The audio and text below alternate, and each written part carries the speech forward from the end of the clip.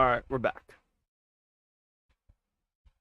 So we're still in that Padres series, that three-game series. I'm leaving the difficulty as it is right now. I want a little challenge for this stretch of really good teams.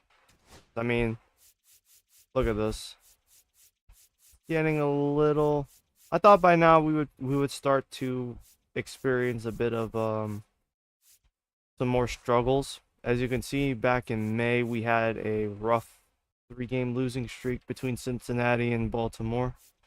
And then we had lost 4 or 5 once we got to the Giants series. We actually lost 5 of 6 once we got to that Giants series. 5 of 6 then. And then 7 of 9 when we played Texas.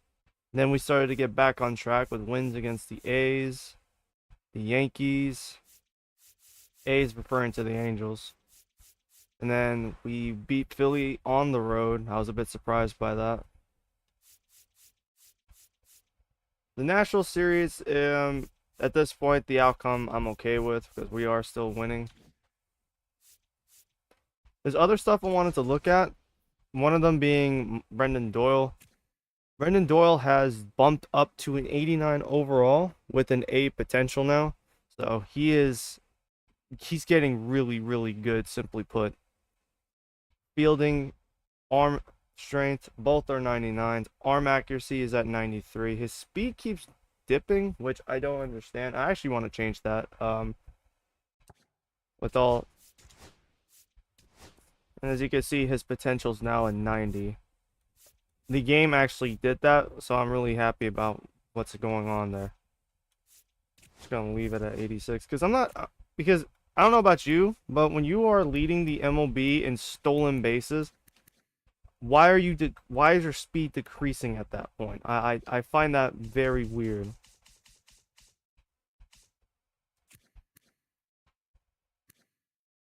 You know, Acuna has 15 stolen bases. That's half of what Doyle has gotten.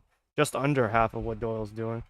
Yet, he has no speed decrease, no speed change, no nothing. So I'm not sure what the deal is going with that. But I just wanted to change that. That's pretty much it.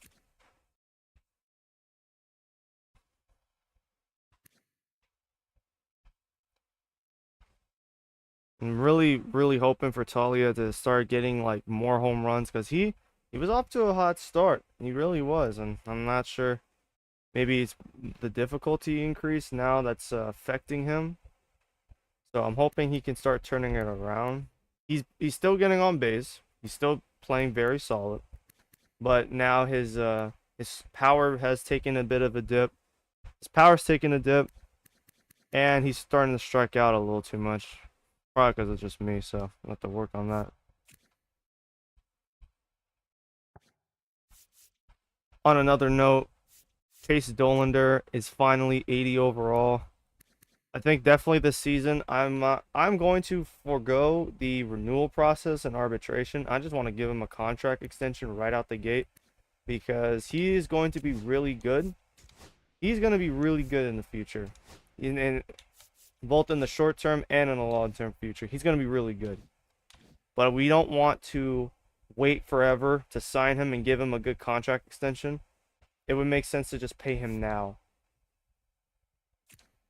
It would just make sense to go ahead, give him a contract extension now while he's already here at the show and he's having an excellent rookie season.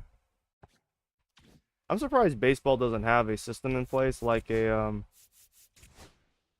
well, I guess Gold Glove and Silver Slugger are like the all pro voting system.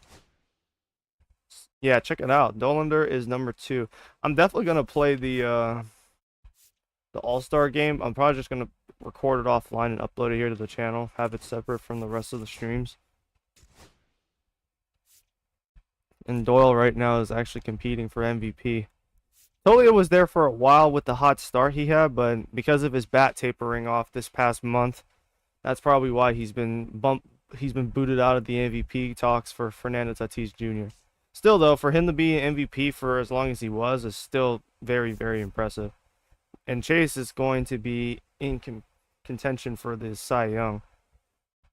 So he might be really, if he can hang around the top three, if he can finish the season top three, he can get that +1 potential.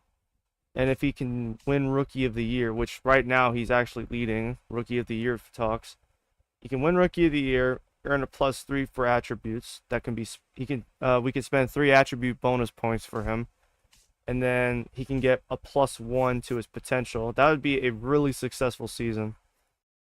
That's more successful than the actual than a potential outcome in the playoffs. So I'd be very happy about that.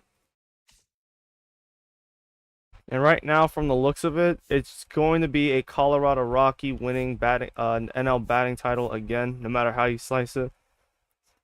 You can pick Brendan Doyle, Owen Miller, or Harry Ford. You choose. No one for us in reliever of the year. Saw Rookie of the Year. Michael Toglia is still hanging around for the Hank Aaron Award, but at this rate, he may not win it.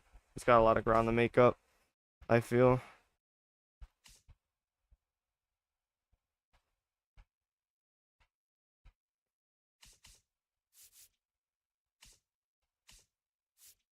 Catcher, Gold Glove catcher, or winning catcher at Gold Glove has like 500 putouts. Harry Ford has 600. What the fuck?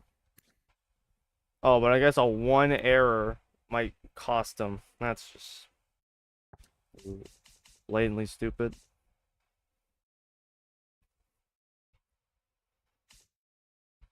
No Michael Toglia for first base. I find that strange. Lopez is like quickly running into the conversation of Gold Glove second base for this year, but at this rate, I don't think he's winning it over Lopez or Edmundo Sosa. I think he might just finish top 3.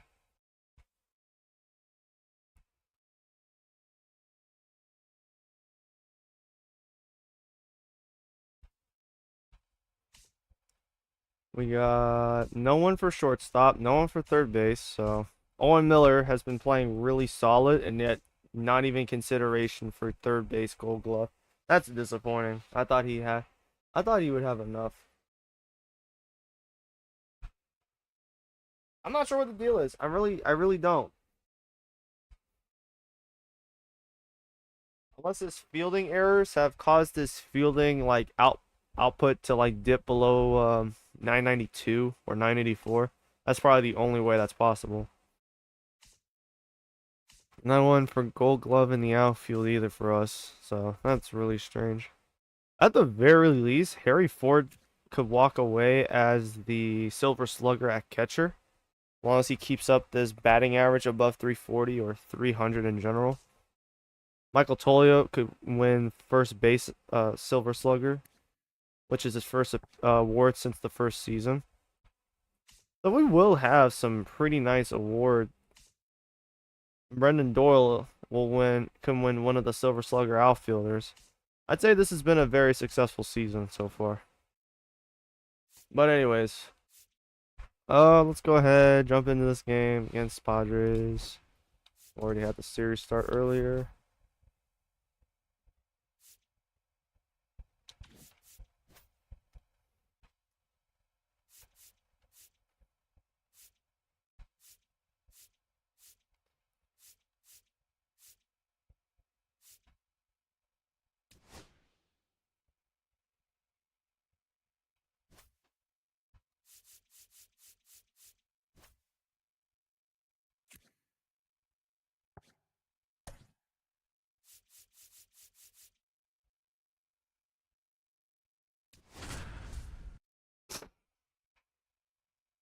Hudson Haskin. And they got a rookie over there playing this game.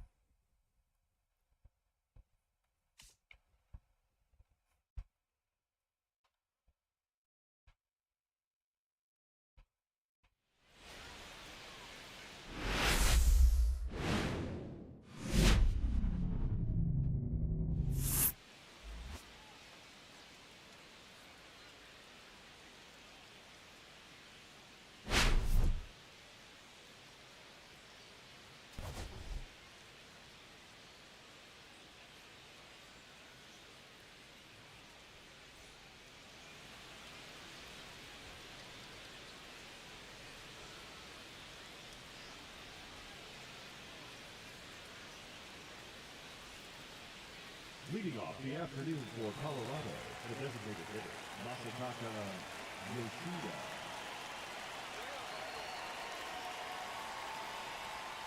Ball. 2 balls, 1 strike.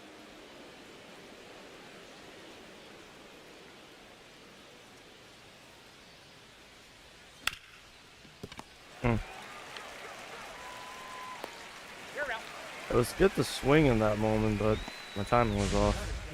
The first baseman, number 4, Michael Tolia.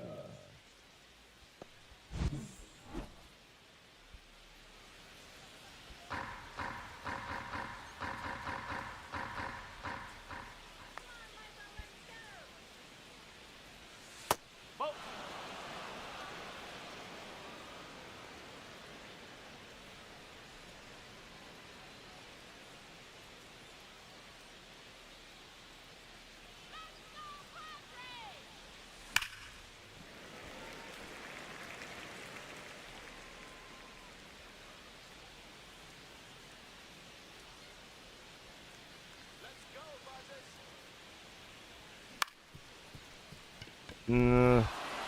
Fielding error.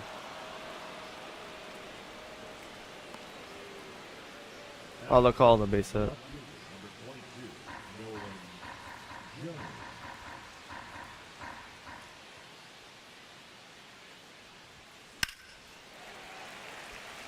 I'm struggling to read his pitch, his arm, the arm movement. I'm struggling with that right now.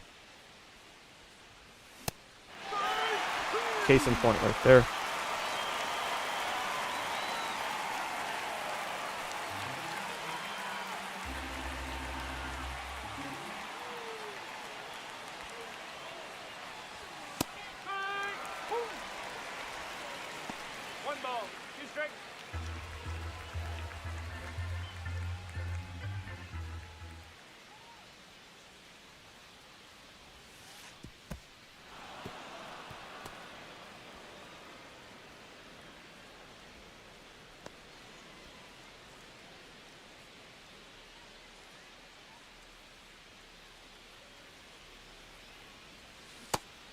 Damn.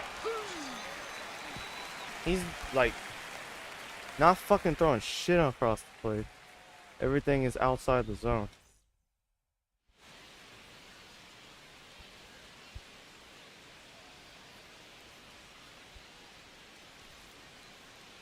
Leading off for the Padres, the center fielder, Jackson Merrill.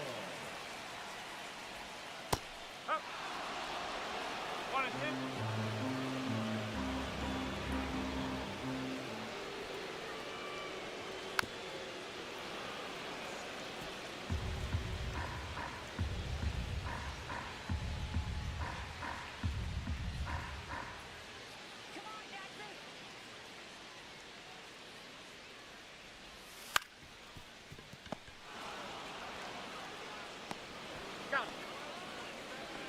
Batting second, the shortstop, Xander Bogart. Xander Bogaerts has just... That's probably one of those traits in real life, the Xander Bogaerts trait. It's probably one of those things that the Padres regret doing now. That's 4, take your base. Batting third, the first baseman, Luis Arraez. They probably would have just not made that trade and kept, they would have kept Juan Soto, I feel.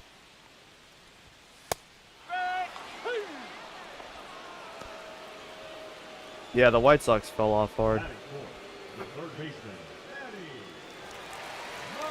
Machado. A little, pretty sad to see. I'm actually not gonna lie. Especially because for us, we're still thriving. We and the White Sox are kind of like in the same boat, but we are now the, like, of the two teams, we're the ones thriving. We're finally finding success. It's been wonderful, and the record shows.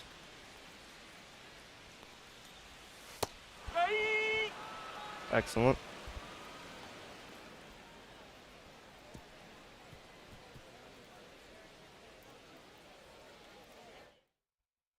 But at least their future is bright too. They have Taylor Hayashi to build around. If they can build around him in a timely manner, they should be able to to compete again in the AL. Which is like nice. It's a nice reprieve after what happened in 2021. The appearance of finally becoming a good team and potentially being a competitive team throughout the 2020s would come back.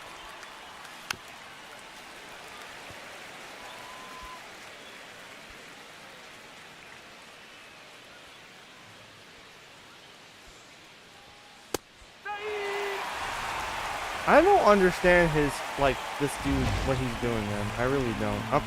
I'm just not gonna swing, bro. Now watch, it's gonna be right down the middle this time.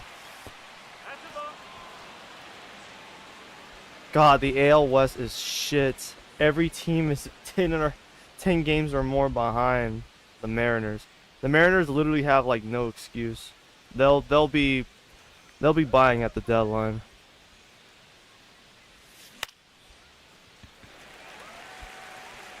That's sad. At a 3-1 count too.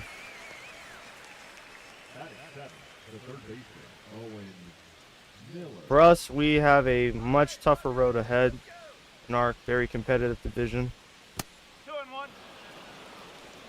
Giants actually hold a wild card spot at the moment. It's really a case of as long as you don't run into the Rockies or even the Dodgers, you should be fine. Ball, close.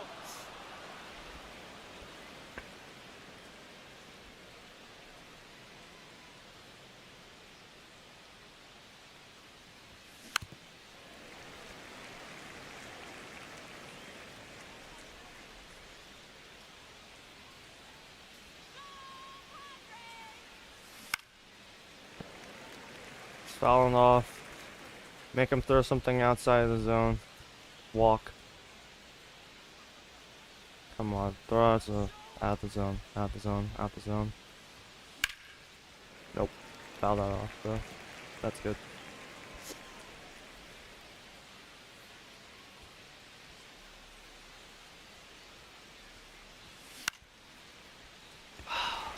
I don't know if that was out of the zone. It was touching the plate.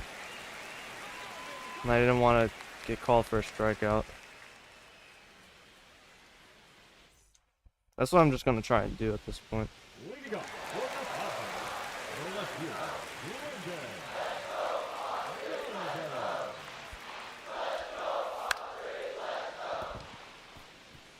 They're calling that fair.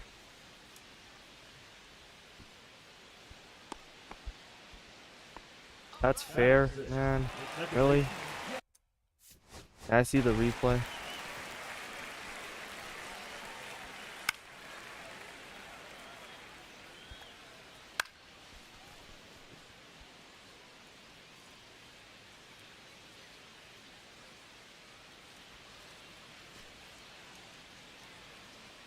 So, how is this fair?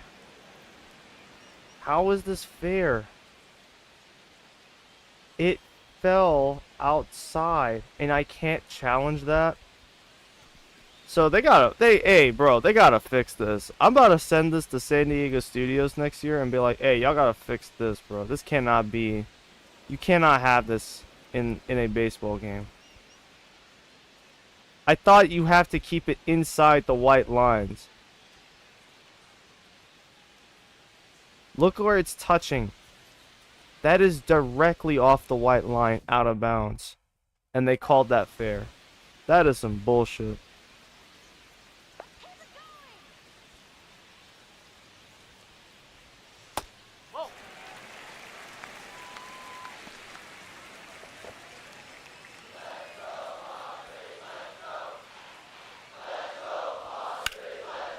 Oh, wonderful.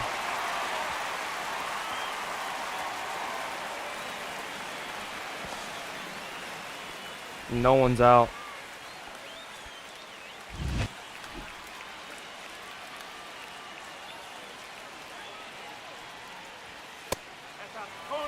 Blaylock, keep it in the zone, bro.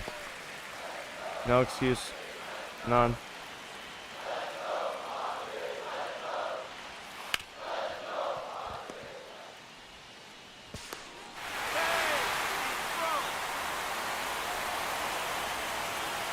Not fast enough, huh?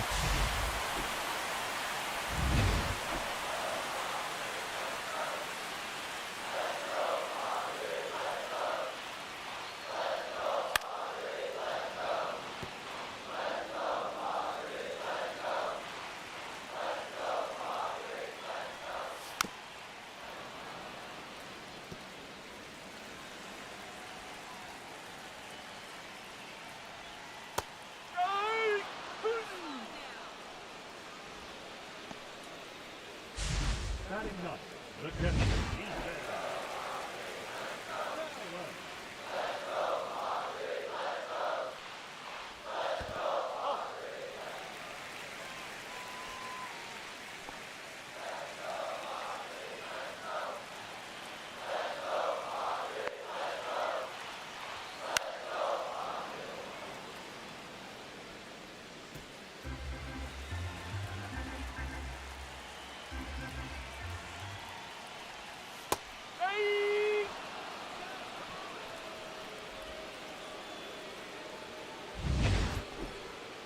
Center fielder, number 3, Jackson. Oh, damn it.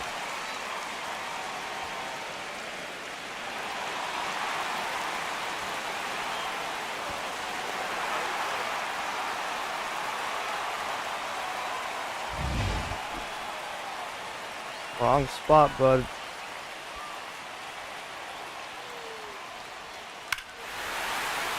I will.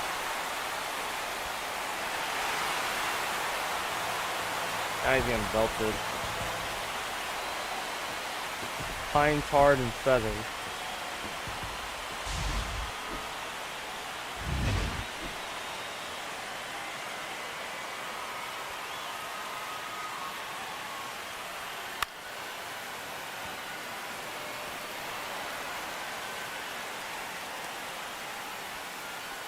Yeah, I don't think I'm gonna be able to play through this whole game.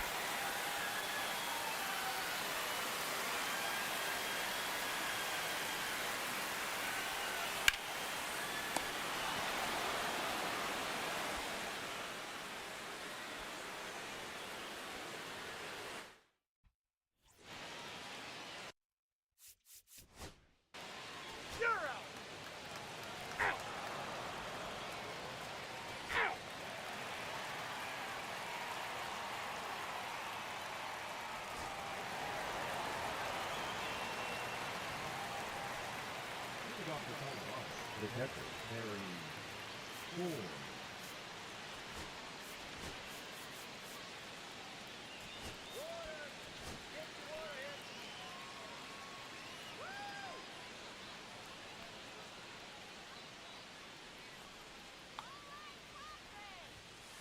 Two balls, one strike. Because he didn't hit him.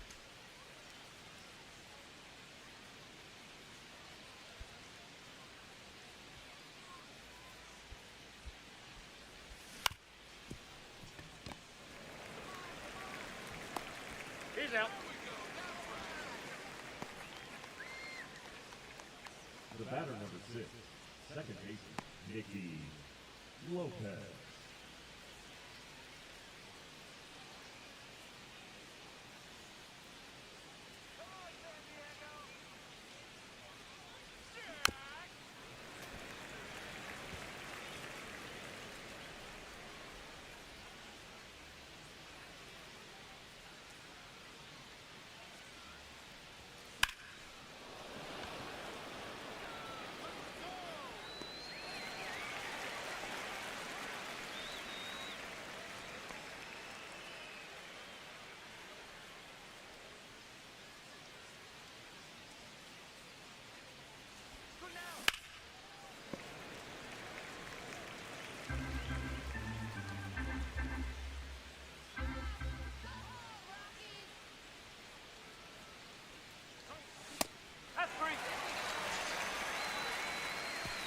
Struggle is real. Leading off for the Padres, the second baseman, Jack Man, and Blaylock was doing so well too. Jr. This was a bad game to have him start his third game. It was a bad third game to One have. ball, 2 strikes.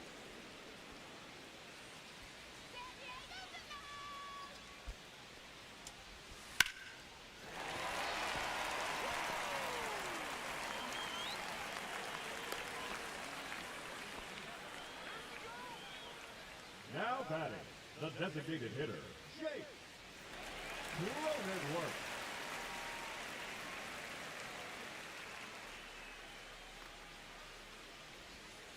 Three balls, 1 strike. Now I can't find the zone. Yeah, color me shocked.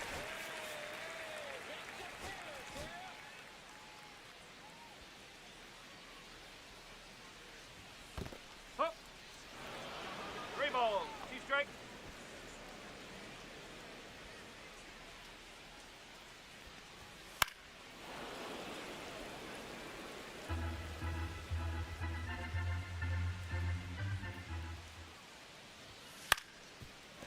Uh,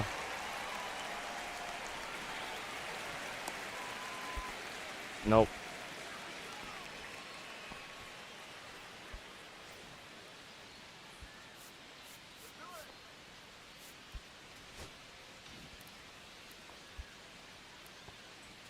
Yeah, just take them out. No point keeping the madness going any longer. Pitching for Take him out. Colorado, number 58. Garland.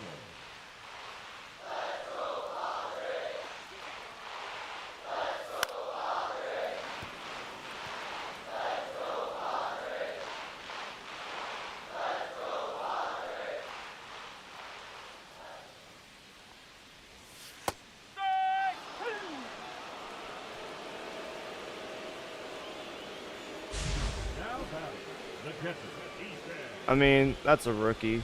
We're there's a guy where no, this is the rookie. I think it's Salas. Either way, these are like the generated players. Yeah, They haven't become anything yet. 2 and 2. We're still waiting on that though. The series should definitely be interesting when some of the recognizable names start to age out. Damn, the Cardinals won 13-1 on Chicago. As I was saying though, the series should definitely get interesting once the recognizable players, the recognizable names start to head to the door of retirement, to the doors of retirement, and they gotta start getting replaced by the generated named players. This series should be more interesting when that happens. If I could fucking talk. I'll just go ahead and send the rest of this game. No need to continue drawing out the madness. You're out. Ball 4, take your base. 3, out.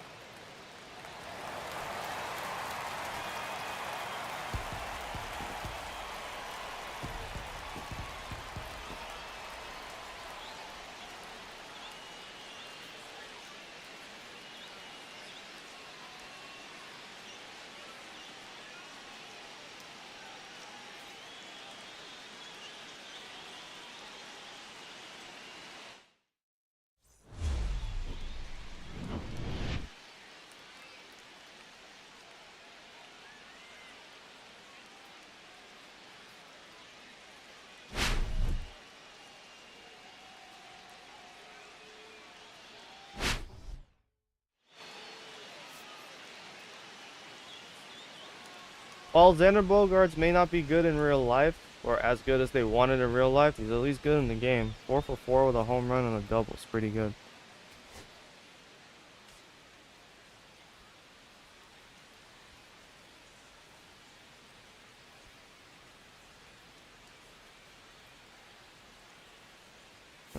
What else is there?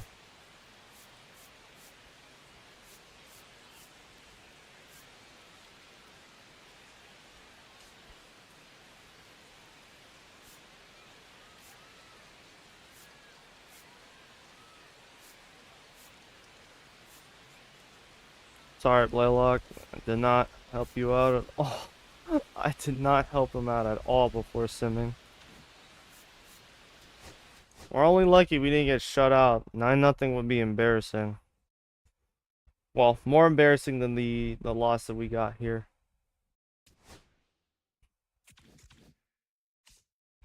The biggest question I have though is how sustainable. Oh fucking hell! Not Glen Allen Hill, bro. Sprained knee ligament on the 2 weeks. Fucking hell.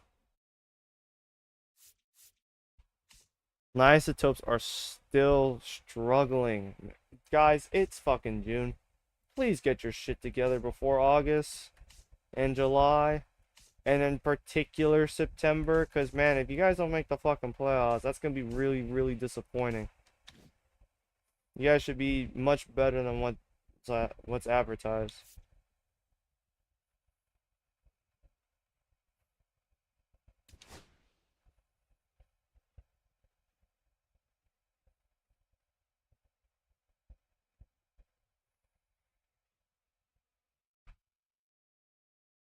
Let's see here.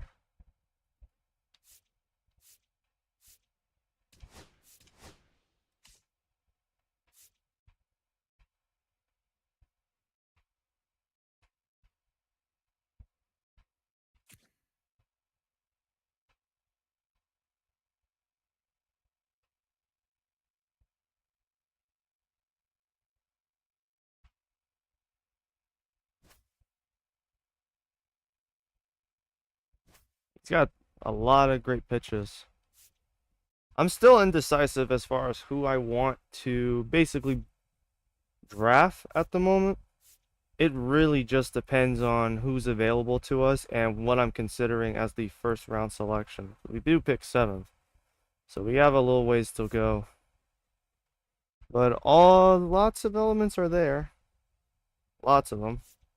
And we have some that we could probably... We have some sleeper guys. William Lane actually makes a lot of sense to draft. While 21,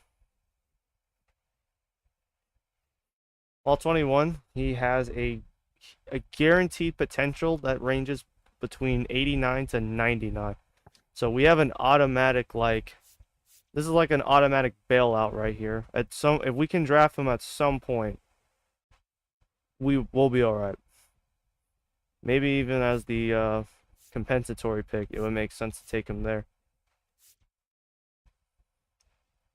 I really like that name, Odell Dell. That is an incredible name. Name is legendary. Holy shit. There's a lot of pitchers that are not ranked by MLB boards, but we have them ranked. So I can't tell if that's good or our scouts are whiffing on shit. But we have options. We have some good ones.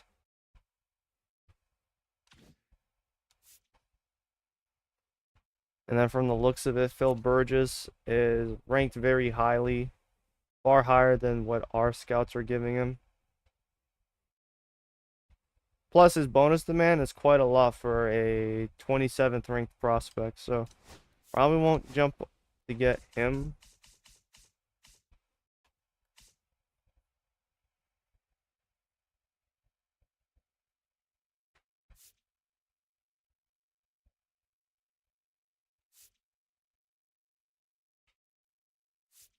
I think definitely keep scouting, definitely keep looking. There should be something here for a shortstop that we can just bring in, plug in, and they'll do well.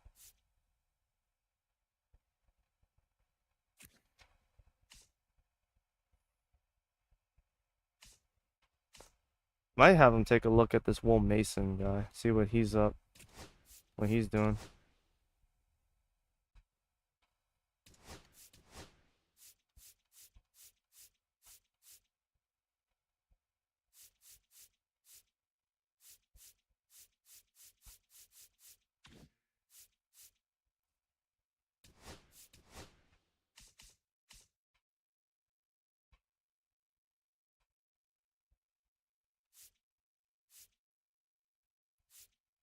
the end of the day, I'm not really concerned about if we miss out on some of these position players.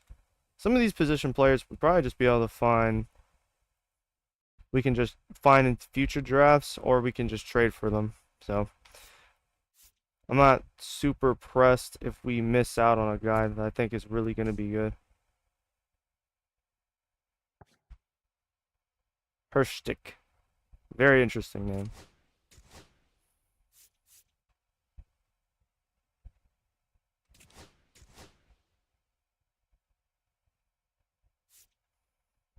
And we get Joe Musgrove. Not getting much easier, I can tell you that.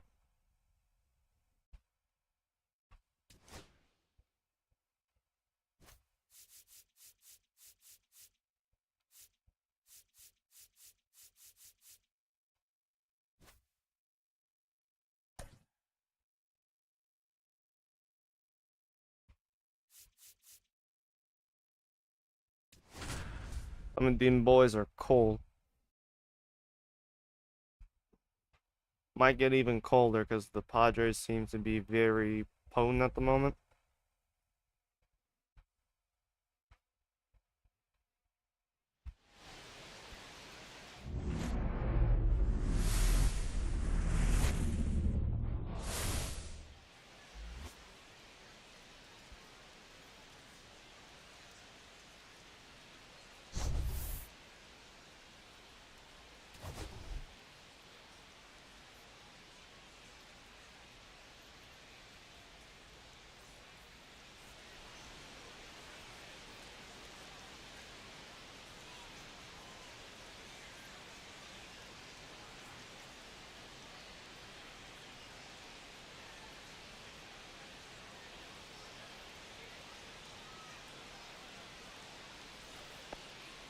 Leading off the afternoon for Colorado, the designated hitter, Masataka Yoshida.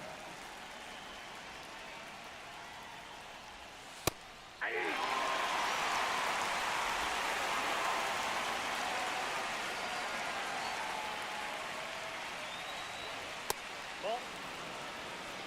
2-2 to count.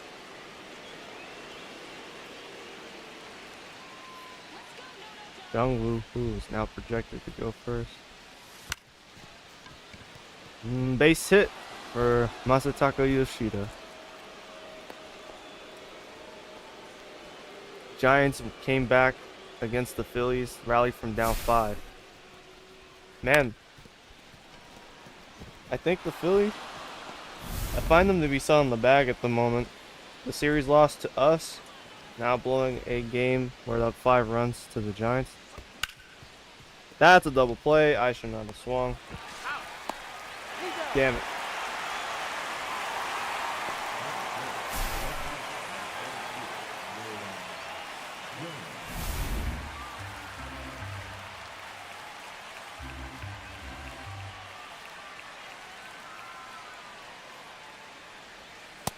Two balls, 1 strike.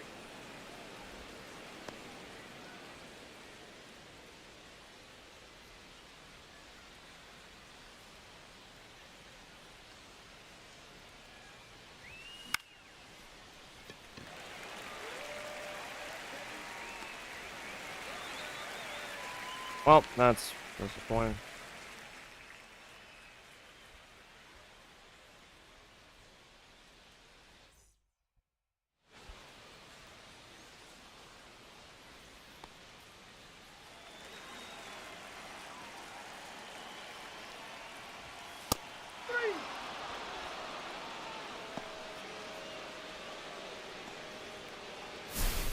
Batting second, the shortstop. Cincinnati had to demote their #1 prospect at AAA.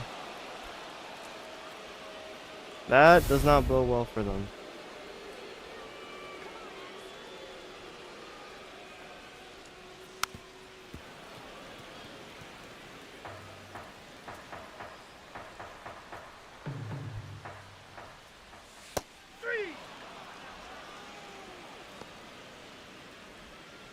Chandler Siegel. The right fielder. So he's a seagull and a seagull. An eagle.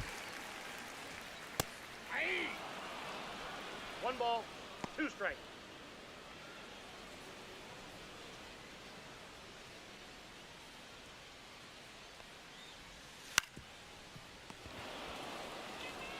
Blue Jays beating the 0-6 nothing. Yeah, that AL East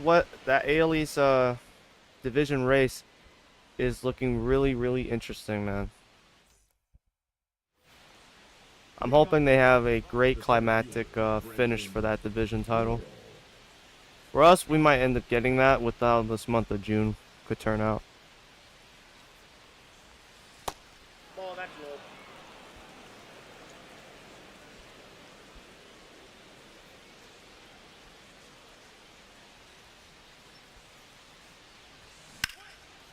That is a drive to left field that the left fielder will catch.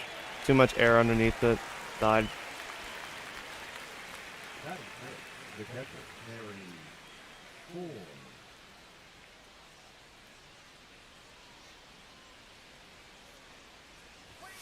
Hey!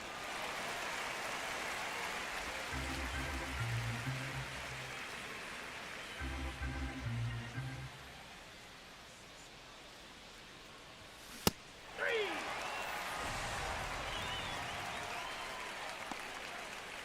That is it. It's so dumb on these harder difficult. Wow, the fucking Nats lost by 9 runs. In these harder difficulties, man. Fucking there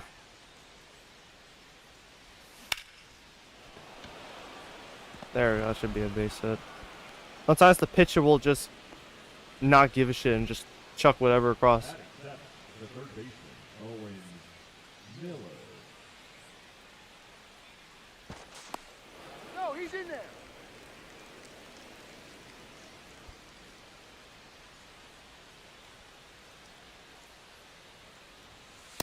Ball. 2-1. Max Muncy in Pittsburgh feels cursed to me. That is a drive deep. One way back. Caught by the center fielder.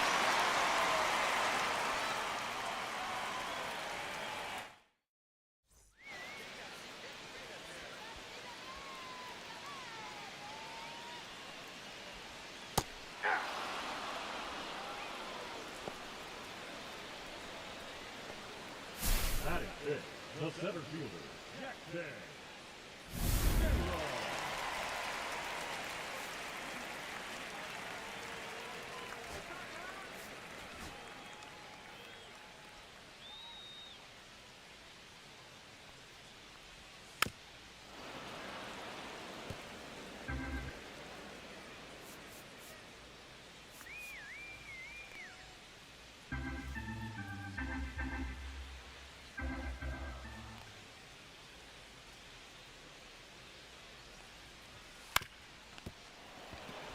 Yeah, ouch. And he's safe. That's shit.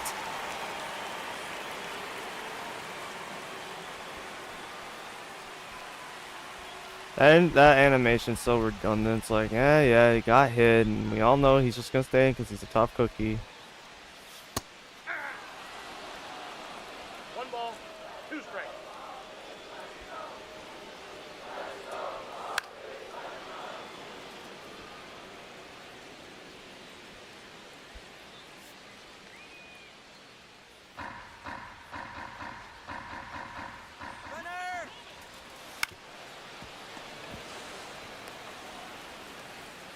That was terrible. He's in.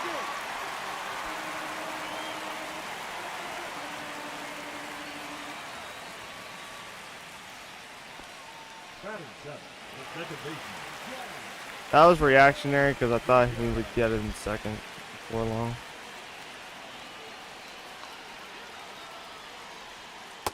That's a ball.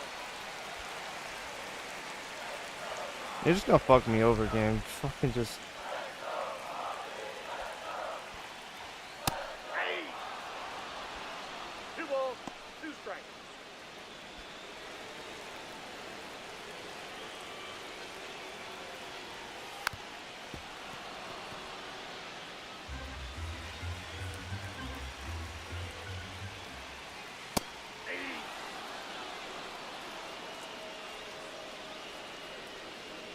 in, the designated hitter.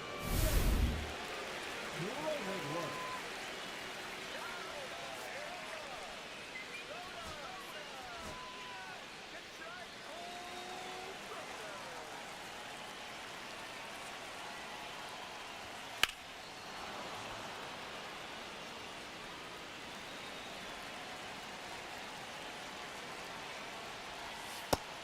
Thank you.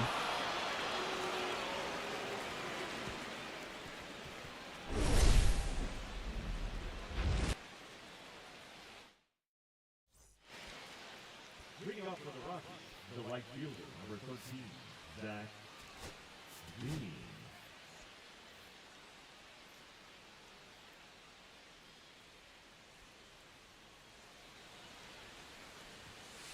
Ball 2.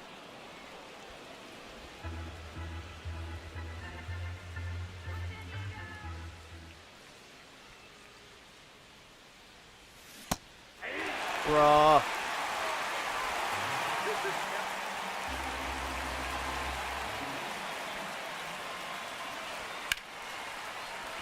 Bruh.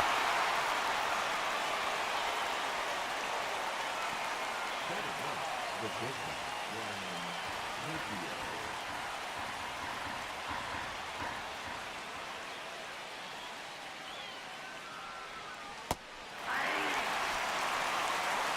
One ball, 2 strikes.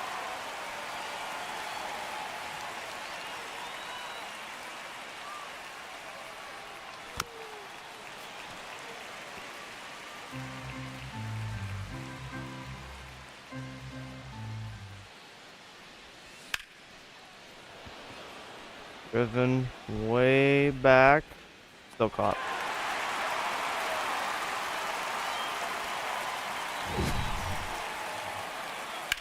You gotta hit it to the outfield. You gotta hit it to the fences, man, because Jackson Merrill will just catch it.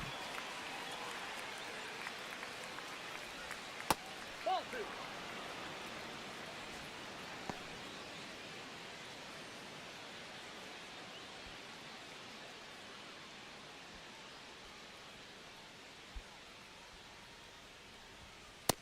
Outside, that's a ball.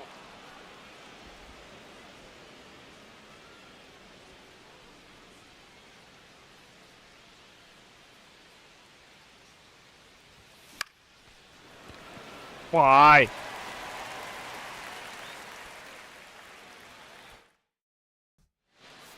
Now pitching for the Rockies, number 46, Jose Alvarado.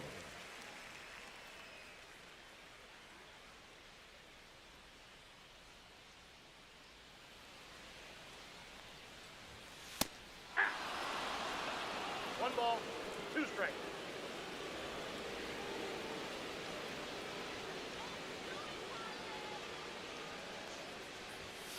Hey!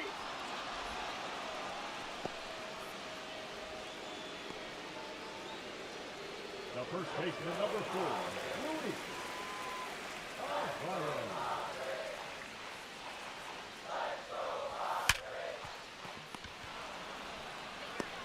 Out.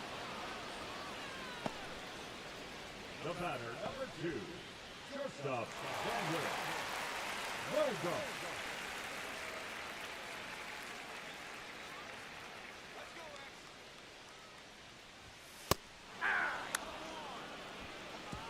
Well, that was quick.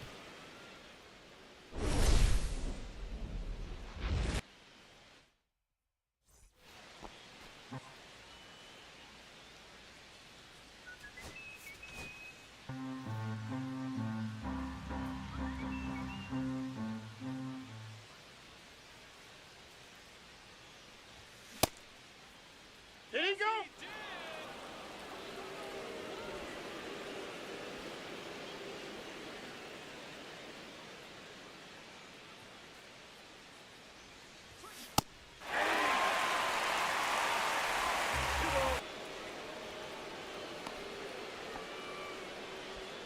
Up next for Colorado, the left fielder, Jones.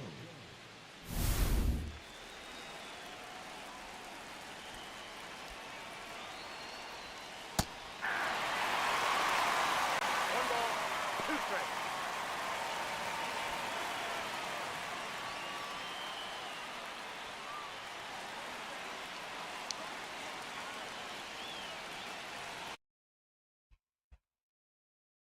Okay, what is going on? What are you doing? Why is there no data? Really?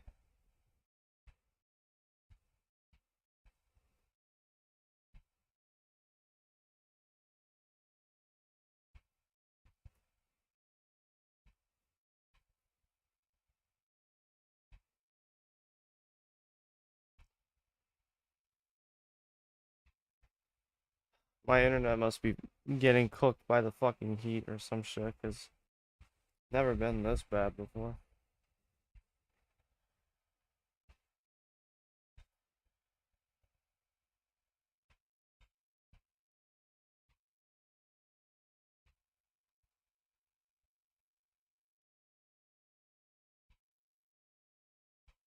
Alright, that should be fine now.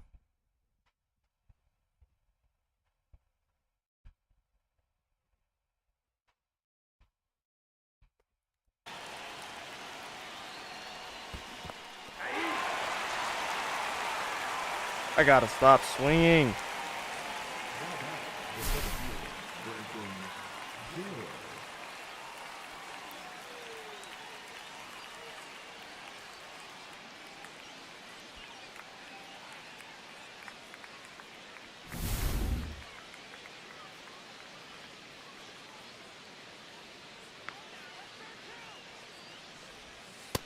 Ball 3.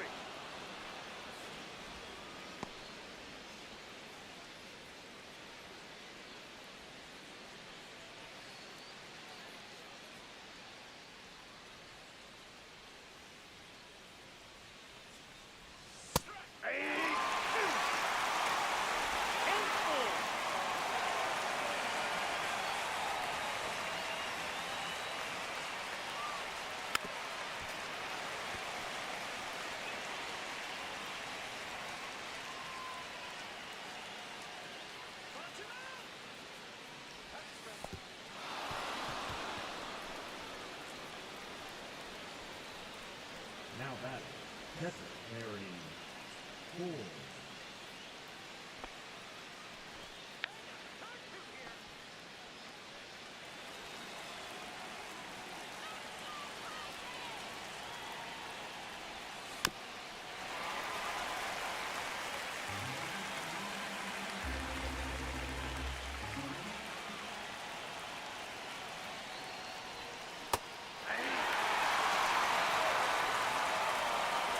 Why am I even like trying to swing at anything, bro?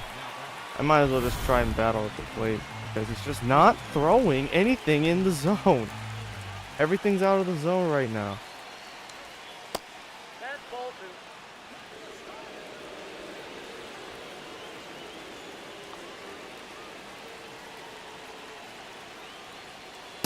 Ball! That pitch is out.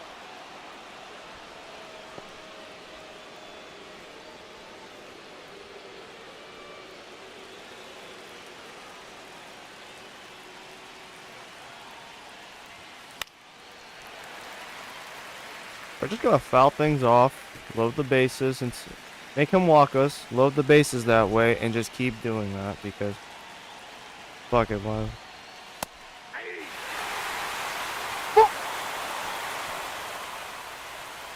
I didn't want to swing because it looked like it was gonna hook out of the zone.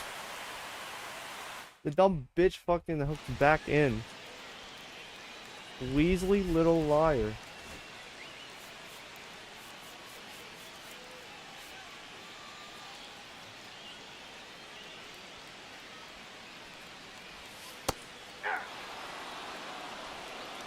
One ball, 2 strikes.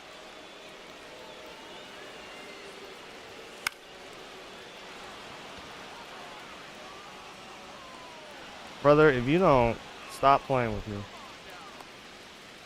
Now batting, the third baseman, Manny Machado.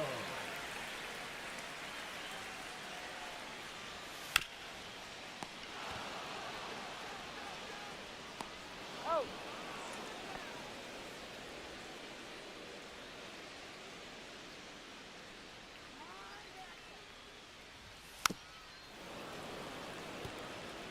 The Nats are 20 games behind the NL East title. Contract the franchise, even as a fan. Contract them at that point. It's June! It's fucking June! And you're 20 games behind the division.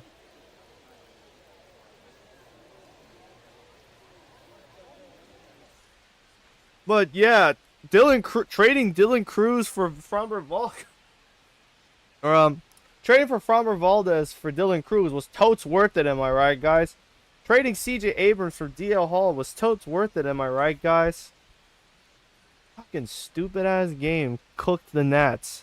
They might be rebuilding this entire series. Like if I never see the Nationals make the playoffs, that will be the that will be patient zero. The first season, the trade prior to trade deadline. That will be patient zero as to why the Nats won't make the playoffs in this series. Nope. 2 balls, 1 strike.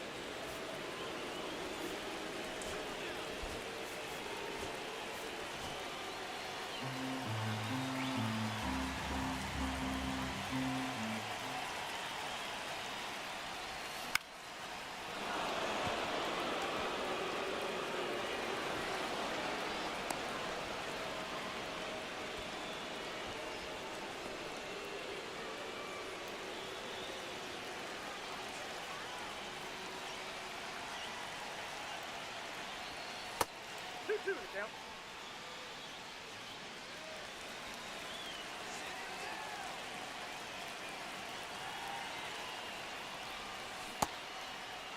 Here you go.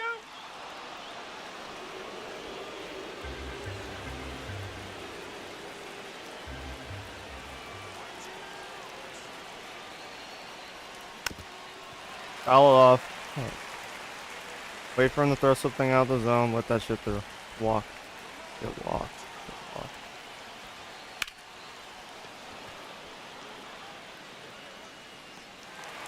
Nope.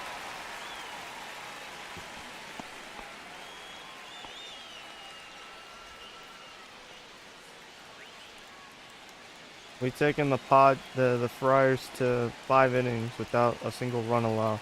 We're playing with house money right now.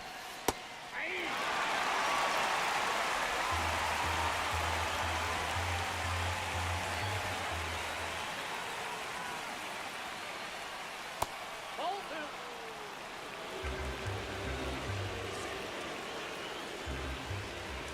This whole season is starting to become house money. That strikeout, not so much.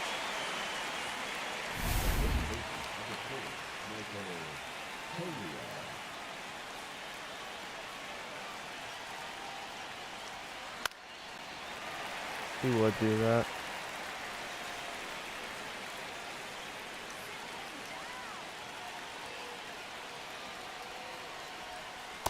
Two balls, 2 strikes.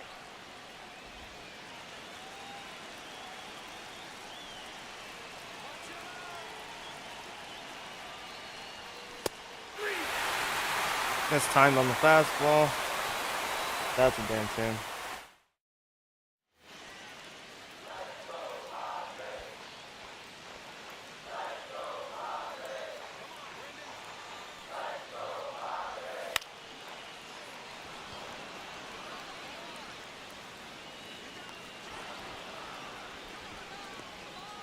The batter, number 13, second baseman, Jr.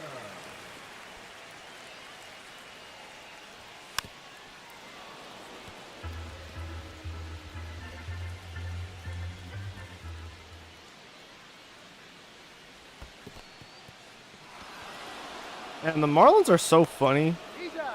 They're good right now. They're good here in this season.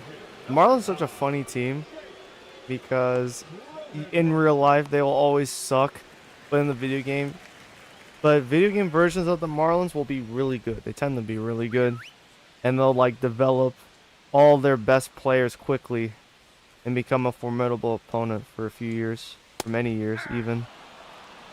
I've started to see like similarities in other people's series.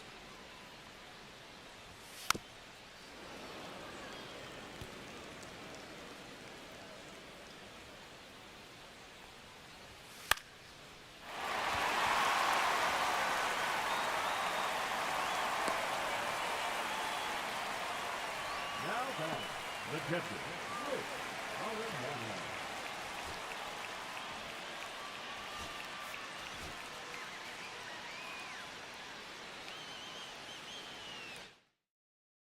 Pitching for the Rockies, number 60, Dennis Santana.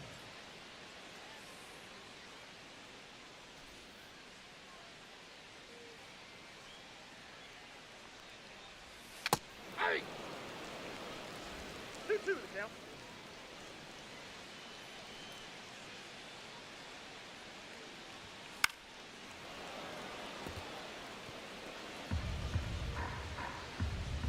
Damn, Braves, we did all that work for you guys to beat the Phillies, and you found a way to lose the division lead again. Shame. Got it. Shame. Shame on you. Now pitching for the Padres, number 97, Ron Marinaccio.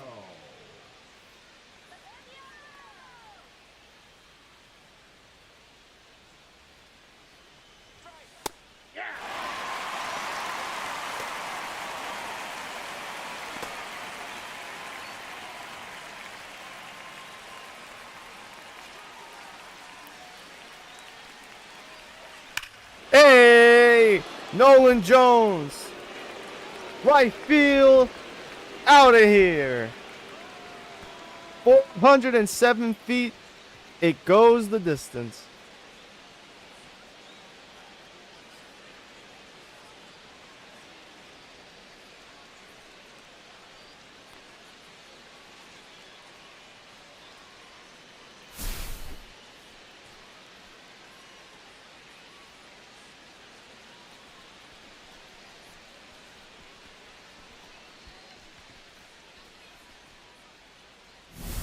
Take out Musgrove, who was dealing, but I guess getting tired. Swap him out for a guy who immediately gives up a home run. And if my timing was a little better, I might have been able to hit another one right there. Possible. Ball. 2 balls, 2 strikes.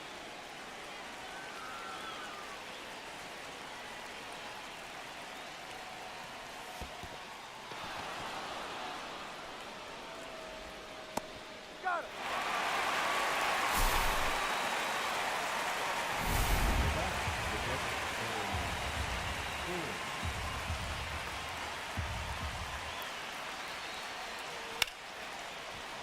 Good contact, but not enough power. He needs more power behind his bat. The batter number 6, second baseman, Nicky Lopez.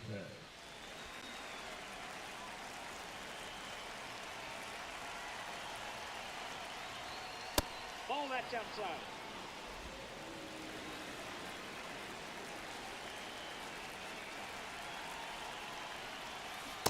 Hey! 2-2 the count.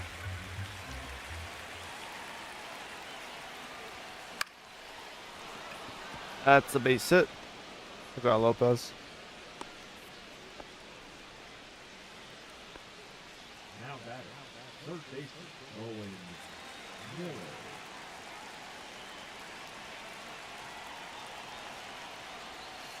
That's ball 2.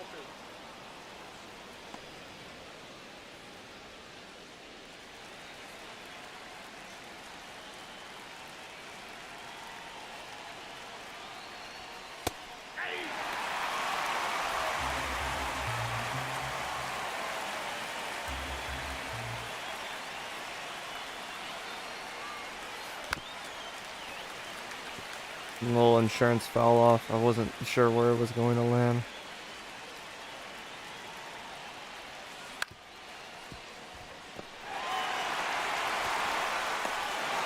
That was a good play by Machado.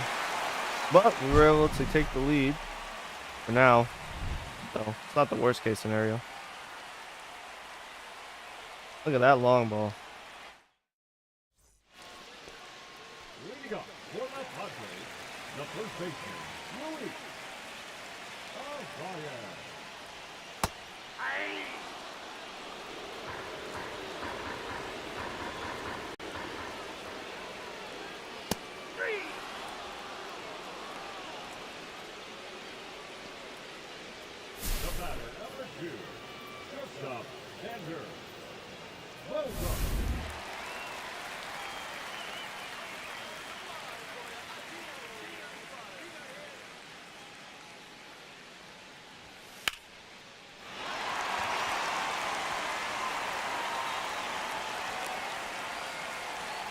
Not good. That's the tying run.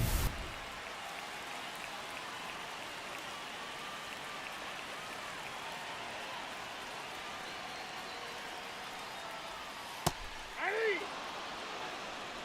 2 balls, 2 strikes.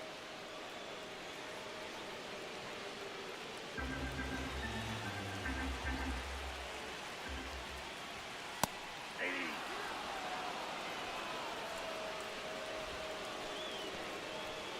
Up next for the Padres, the third baseman, Machado. 1 ball, 2 strikes.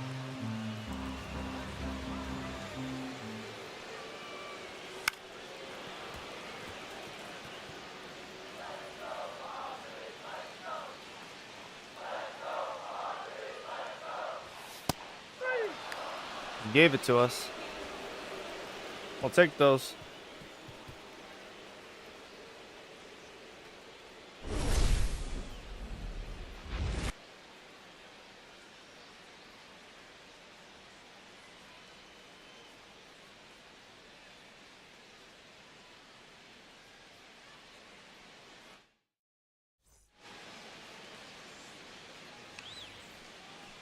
Now pitching for the Padres, number 1, Yogi Matsui.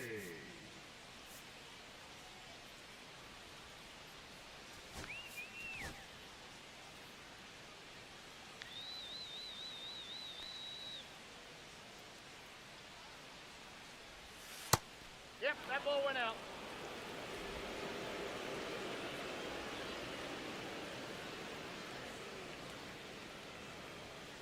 Hey! That one's a strike. Okay.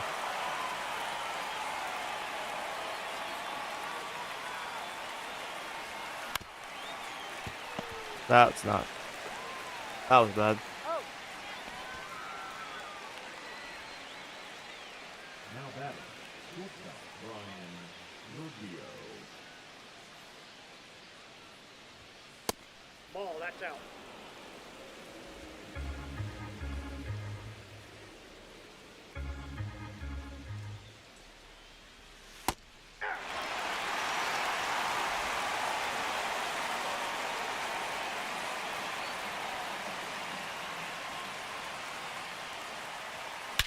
That is a perfect hit, Rocchio.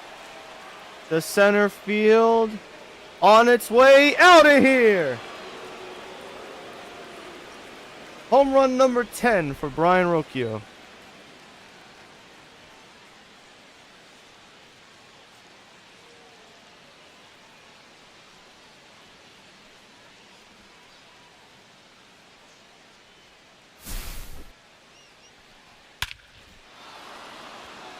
Look at that thing fly.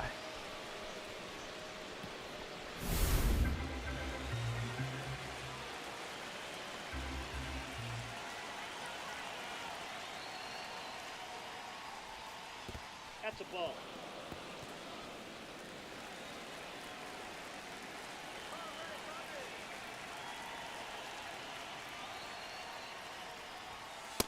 That's ball 3.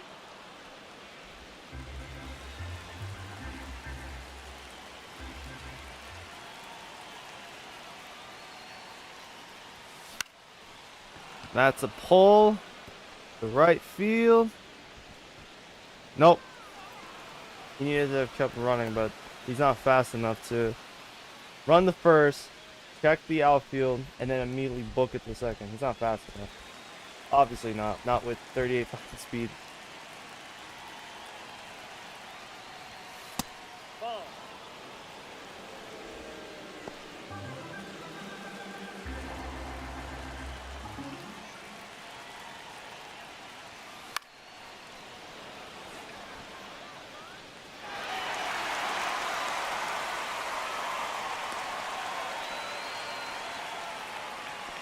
The left fielder, number 22, Will Jones.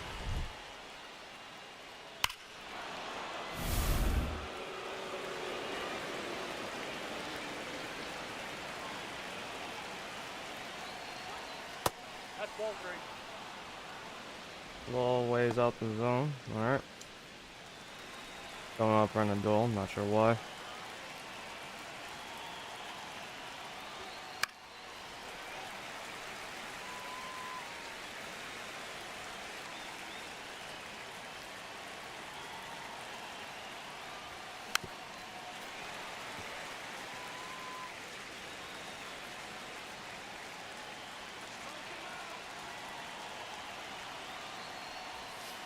That's ball four. Take your base. Whew. The center fielder, number 9, Brenton Doyle. He's not even gonna give him a chance against Doyle. Pitching for the Not impressive from Matsui. number 75, Robert Morris.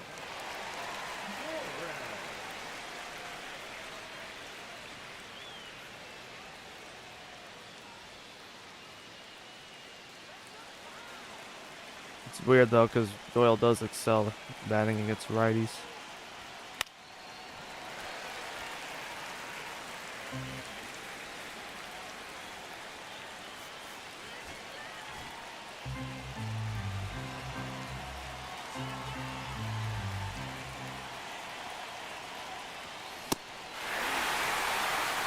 Spoke too soon. He excels against righties, but when I'm using him, I will shit the bed Now at pitching times. for Colorado, number 61, Lucas Gilbert.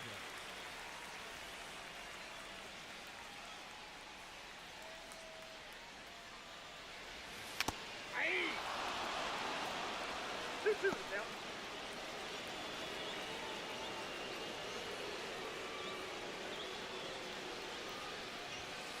Three.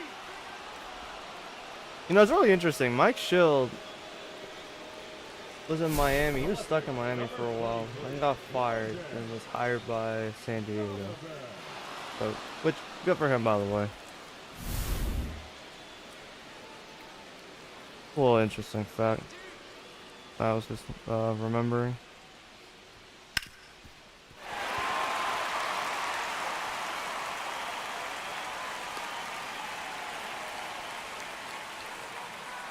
The batter, LA 13, second baseman, yeah, Jr.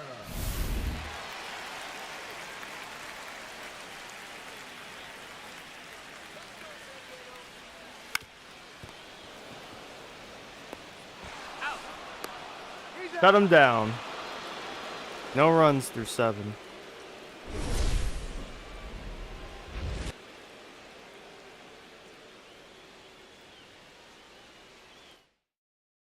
Pitching for the Padres, number 26, Aaron Ashby.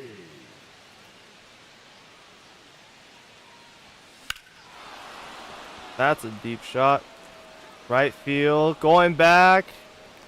Caught at the warning track. I'm telling you, he needs power behind his bat. He needs more power. Make those type of swings. Maybe not too much. Just a little more. You know what I mean?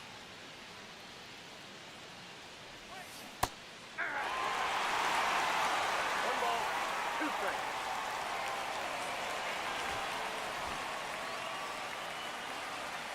Oh man. Nine is out.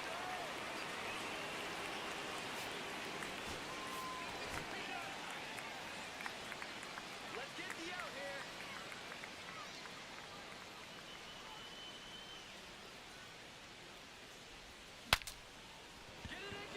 Broke his bat.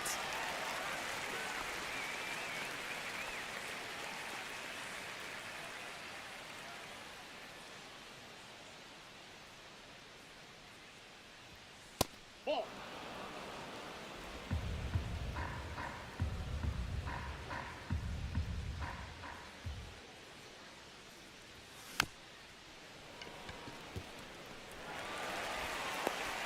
Damn.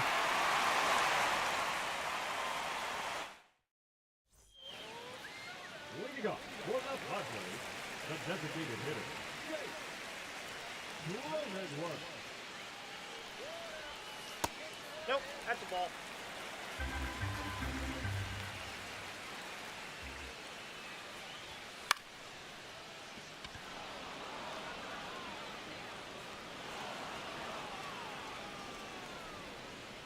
Up next for the Padres, the catcher, Nick Arenado.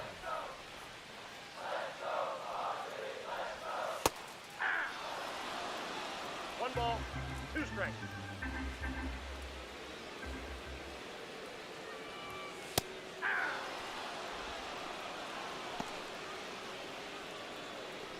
The first baseman, number 4, Luis Arraez.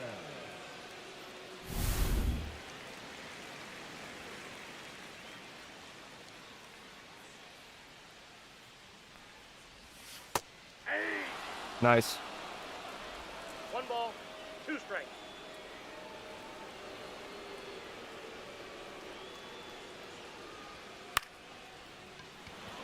Excellent. Field it. Yes.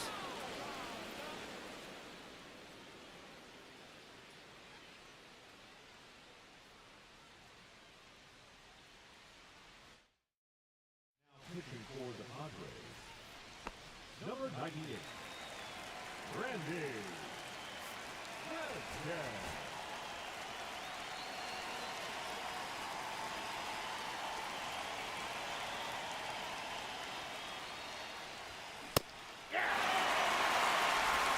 One ball, 2 strikes. 3. He barely swung though. What? I guess it's because I got it late. Maybe it's after the ball crosses the plate, I can't check swing and then call it out.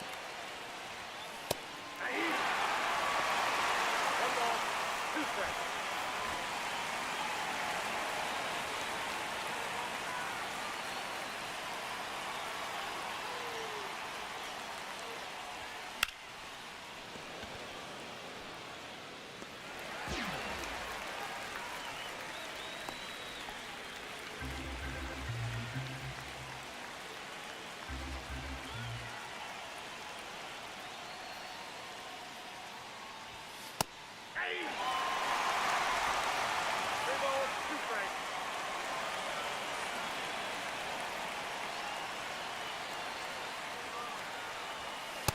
Nope, that's ball 4.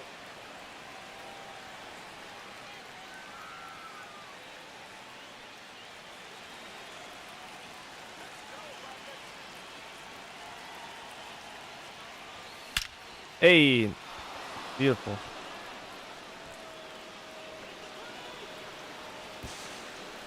Hey, speed it up. Guys get in there.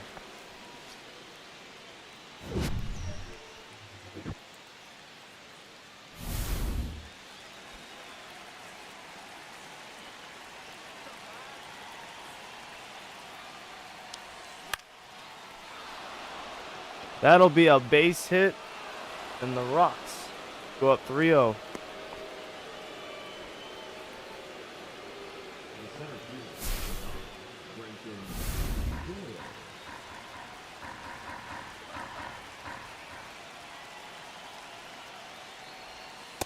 Ball, 10.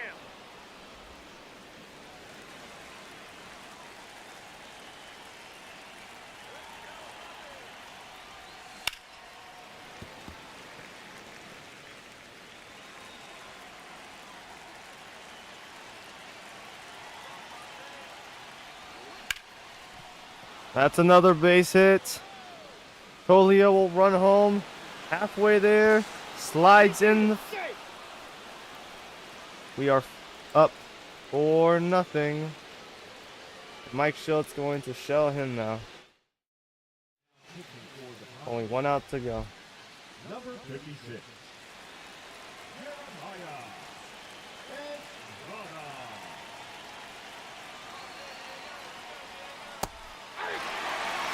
Oh my gosh, I hate my timing. If I had recognized that was a splitter, might have been able to send that to the fucking yard.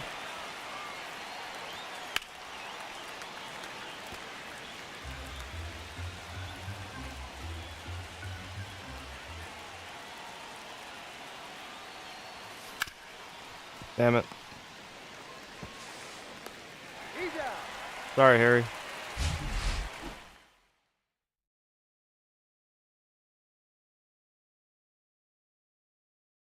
This should still count as a save, though. Now pitching for At least the I would think Rockies, it would. number 63. Enrique Castillo.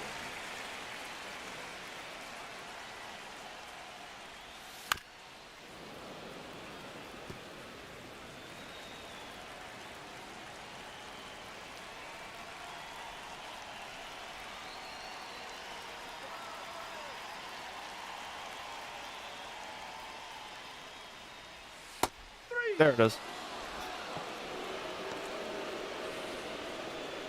Now batting, the right fielder, Fernando Tatis Jr.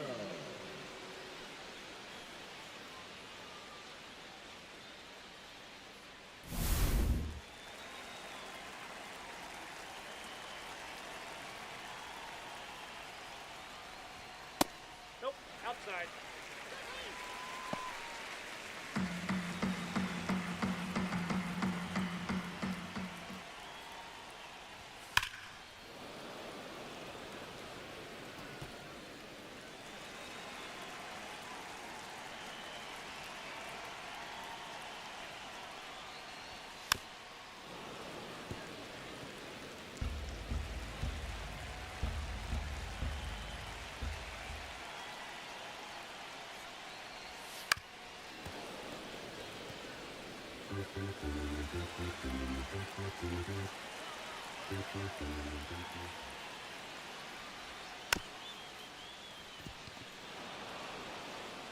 Got him. He's out. Now batting, third baseman, Manny Machado.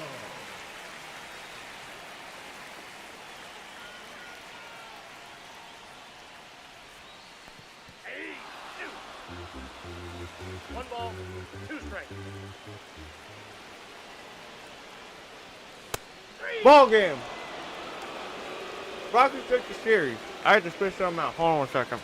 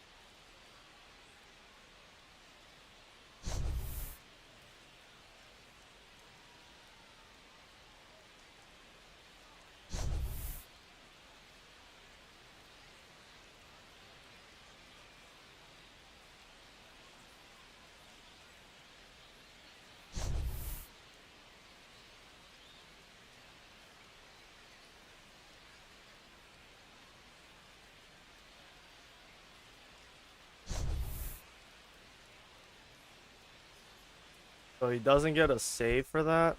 Really? That's a bit disappointing.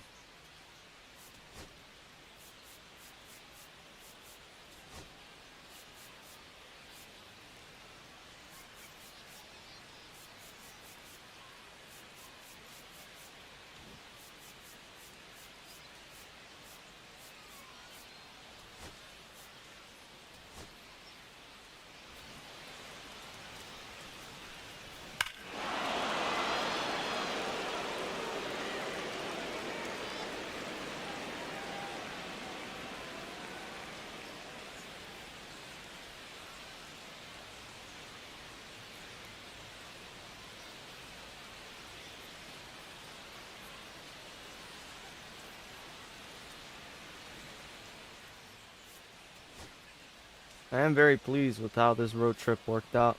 The fact that we still won, and we won in very convincing fashion.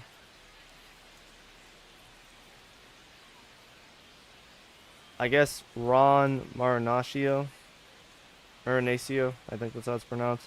I guess he's credited the loss because he was the first pitcher to give up a run. The one that broke the ice.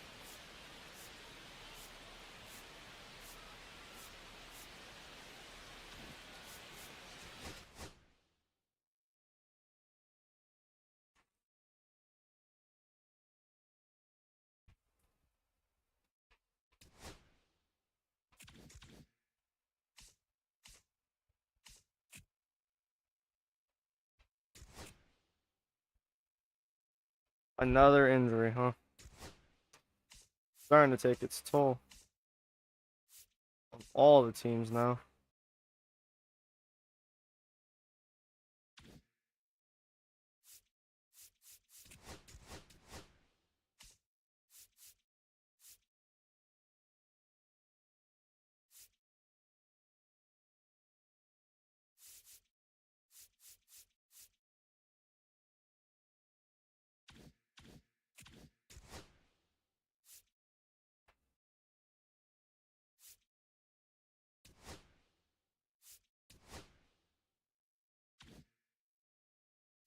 I'm like looking at the division. I want to look at the division. It's like, man, is it the Giants? Are the Giants the only ones really giving us any sort of trouble? Maybe the Diamondbacks in terms of the division. We may just win the division anyways, and all the other teams in our division are just going to fight for a wild card spot. I mean, the Giants, Padres, they're kind of hanging around that last spot.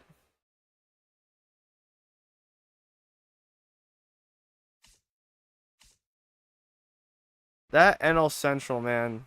Jesus.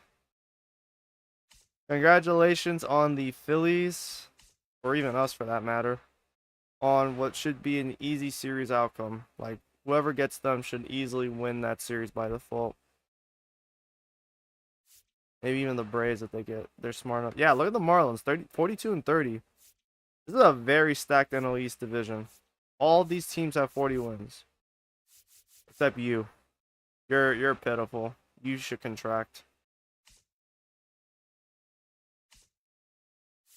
And our division is pretty competitive, but the slow start that all these teams have had is coming back to bite them. And being around 500 is not helping right now at the moment.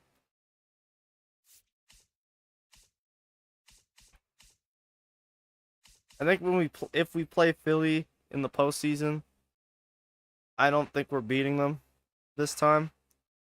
But I am going to be pleased with the outcome of this season.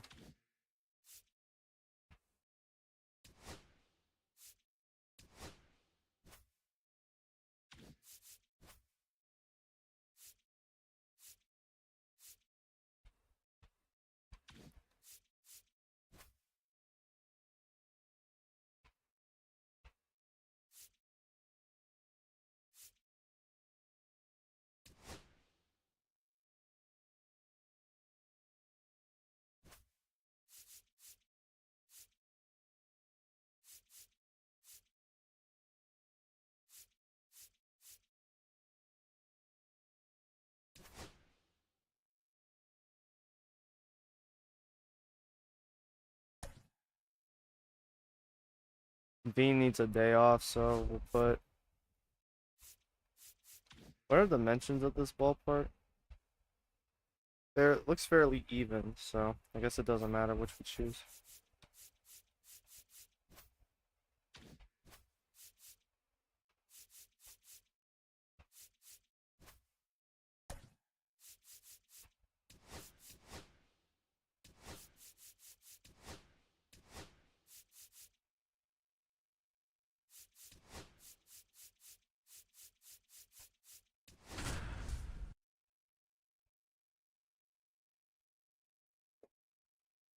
I love that name the Diamondbacks have. Batting eighth, Tommy Troy. That is a really funny name. I like it.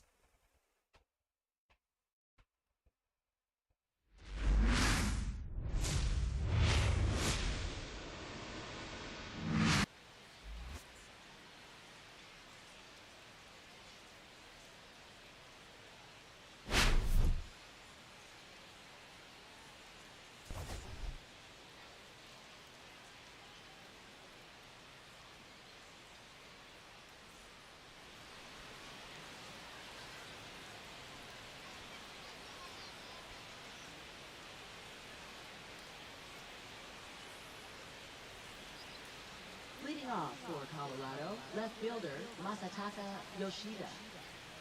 Damn, Yoshida's now fallen to 4th in the left fielders voting. He should still pop up as a designated hitter though.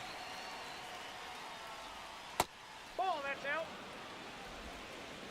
I think he should still be like a DH for the All-Star game.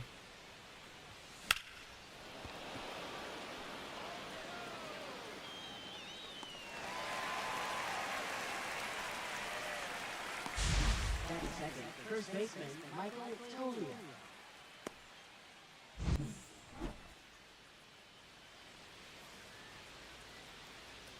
Certainly gets walked a lot. Thus is why his OPS is still hanging around 1. As that is a drive outfield. Way back. And gone!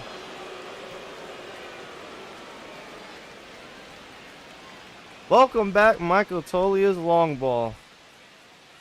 Home run number 20 of the year. Been waiting for him to reach that number.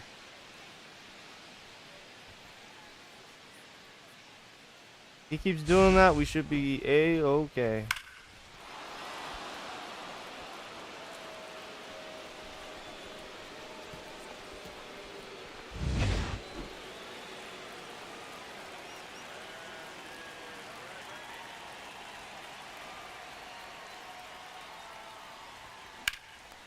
Ooh, it's like right off his hip or his knee. And I call him that out. Might as well challenge it. I'm not gonna have too many of those.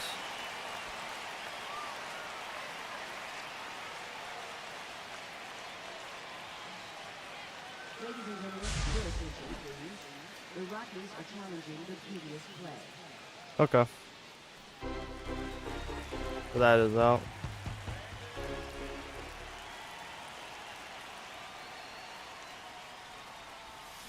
Aye. 1 ball, 2 strikes.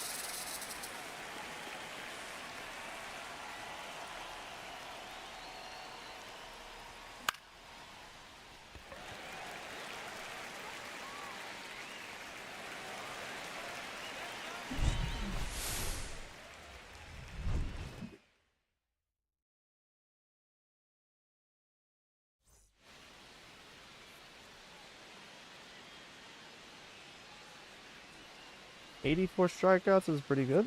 His whip is 115, ERA 284. What a fantastic pickup for us this offseason.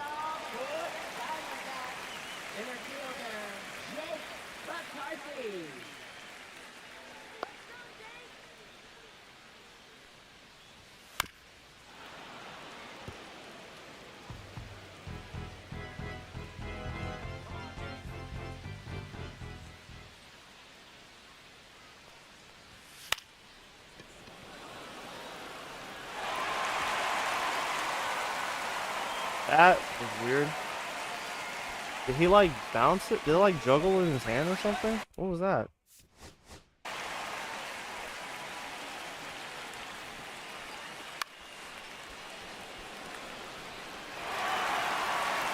He bounced off his glove. Got discombobulated. Yeah, right? So, bounce off his glove, goes discombobulate, finds it there, and just lets it bounce. Bit disappointing.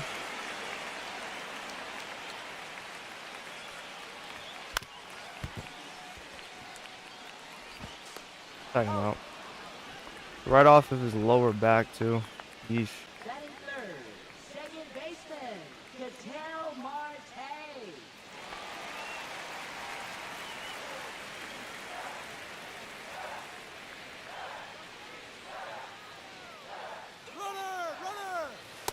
Outside, that's a ball.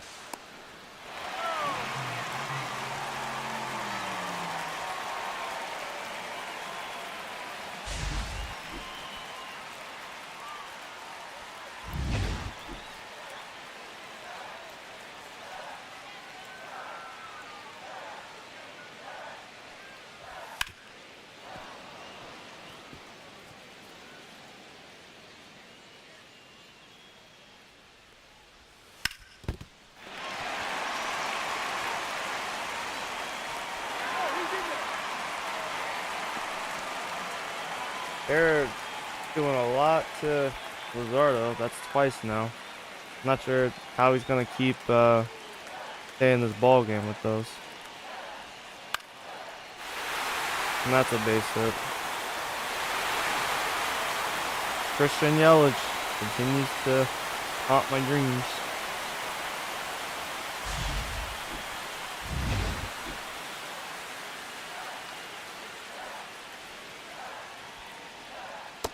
That's Bolton.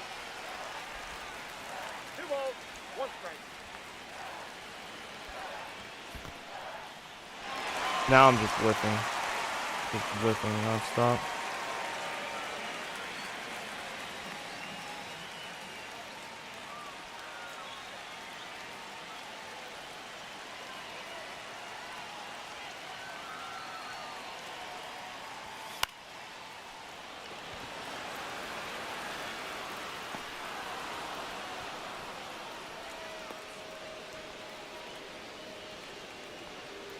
Batting six, left fielder, Lourdes Gurriel Jr.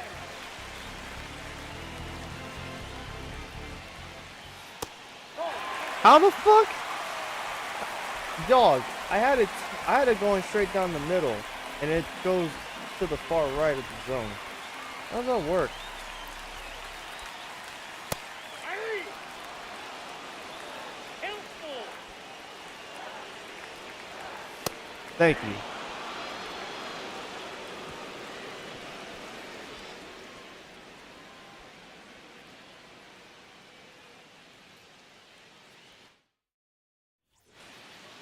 Leading off for the Rockies, catcher Terry Ford.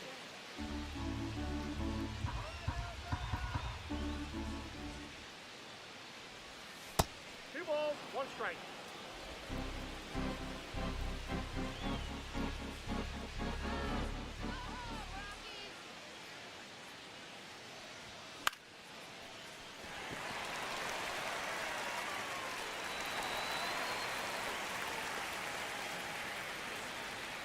Batting six, second baseman Mickey Lopez.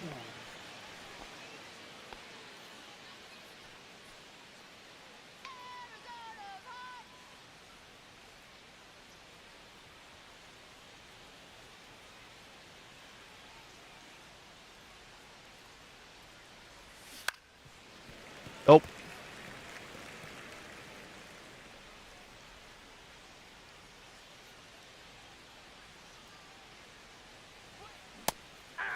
Nope.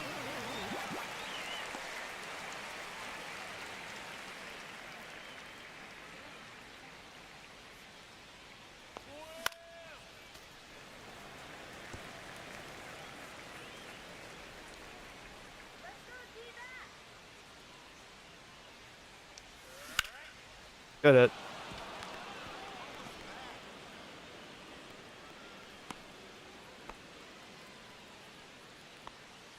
Batting eighth, the designated hitter Adael Amador. Let's get it going, D-backs!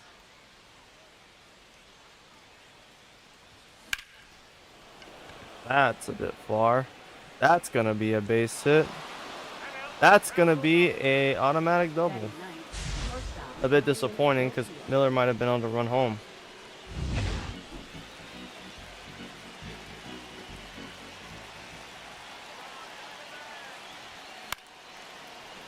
Bloop it, bloop it, bloop it. There we go.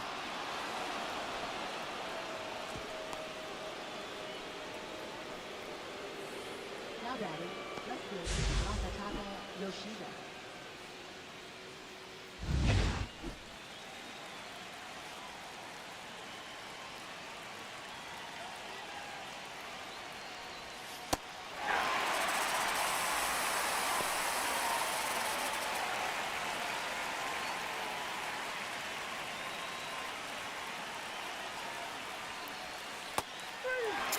I didn't get the swing. Okay, that's cool.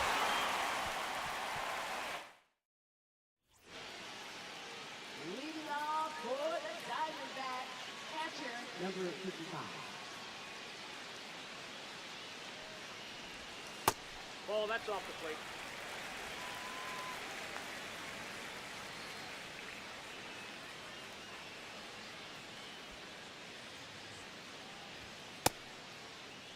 What do you got?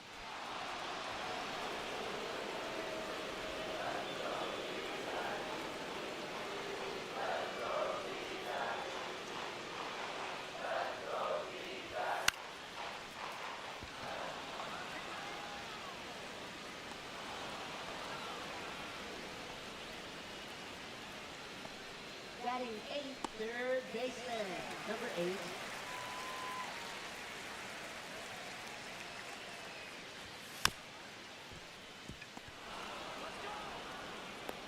Oh, Batting ninth, first baseman, Ivan Melendez. let's go, Ivan. That's a ball. So not that. Let's see. Three Nope. balls, one strike. It goes off again.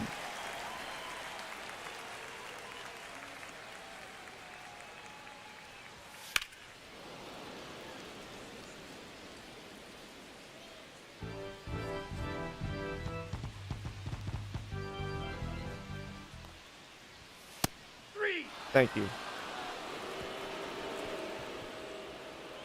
Throw him off with that one. Leading off for the Rockies, first baseman, Michael Tolia.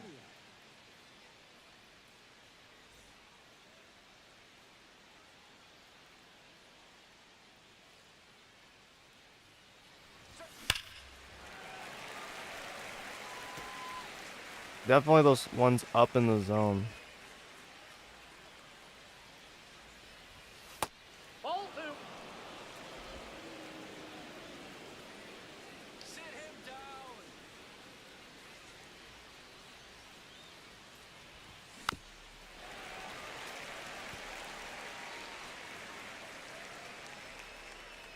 Sit him down.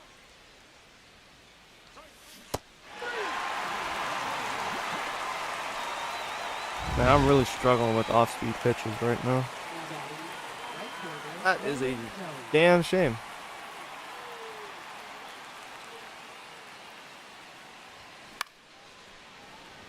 But that should make up for it. Oh, he missed. That's an automatic double. Every time.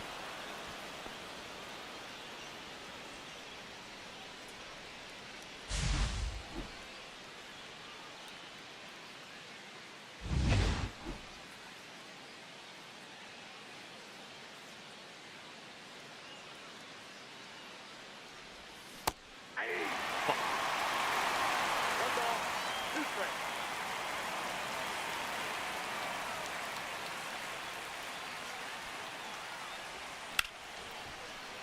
Oh, it was right into his glove. Now batting catcher, Harry Ford.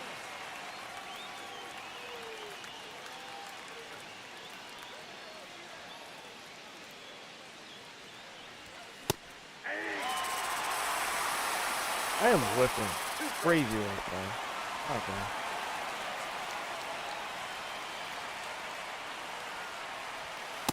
Two balls, two strikes.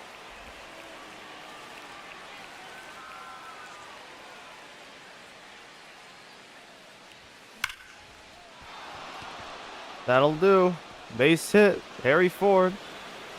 Back against the wall. One bounce. RBI double now. Now batting second baseman, Nicky Logo.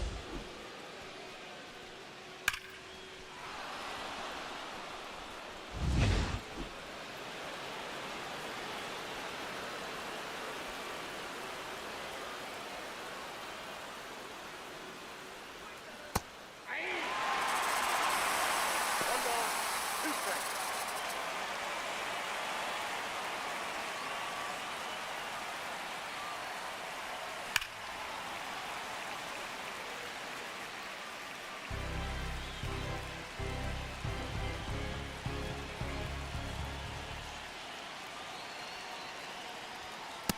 Ball, that's out.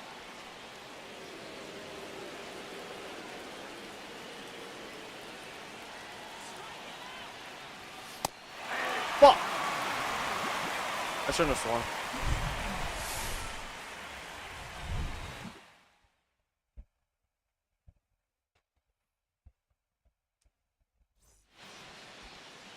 Leading off for the Diamondbacks, center fielder Jake McCarthy.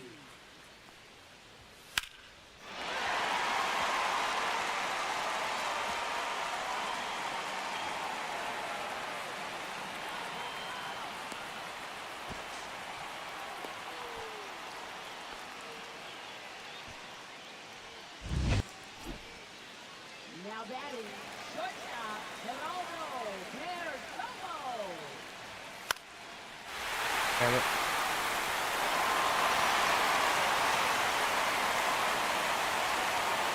Yeah, I'm not surprised Jake McCarthy has 6 triples. He really should be a guy that develops contact. Be a contact hitter, get on base, and then can just dart for doubles and triples every single time.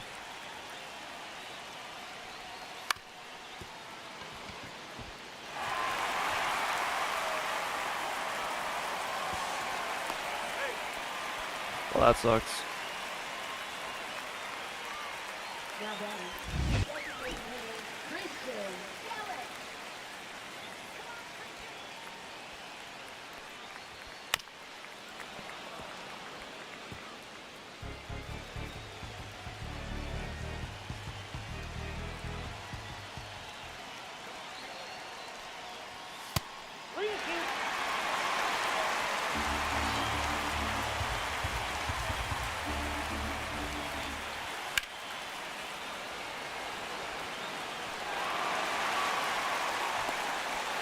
Every time, bro. Christian Yelich just finds a way to get me every single time. I had no answer for that, man.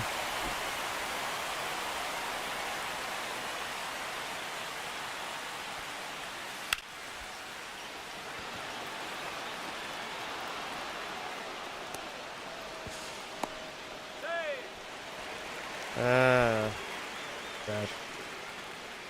Now batting, left fielder Lourdes Gurriel Jr.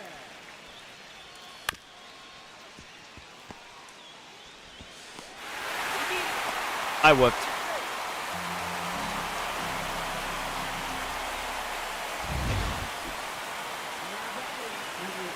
Damn it, bro.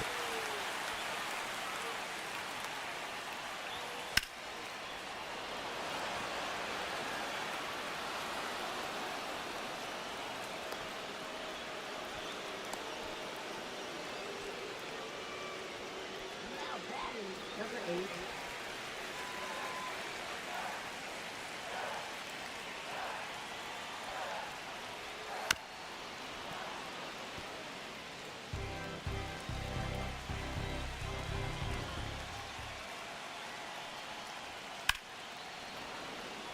Fuck.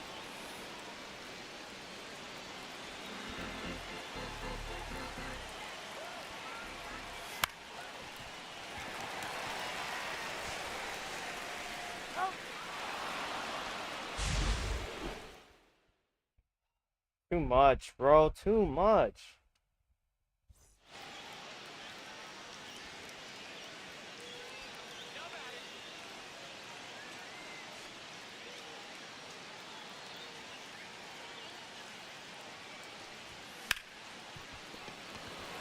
Nah, I'm shocked at the disappointment.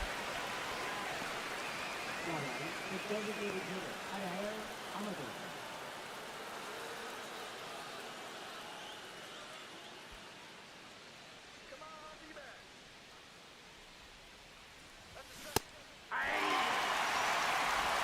One ball, 2 strikes.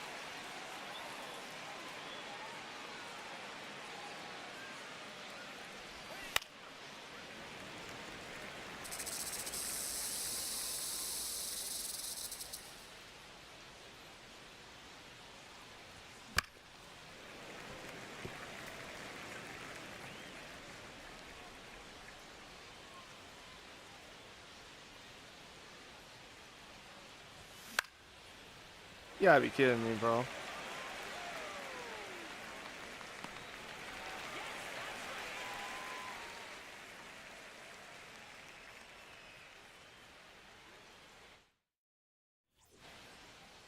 Leading off for the Diamondbacks, first baseman Ivan Fitness.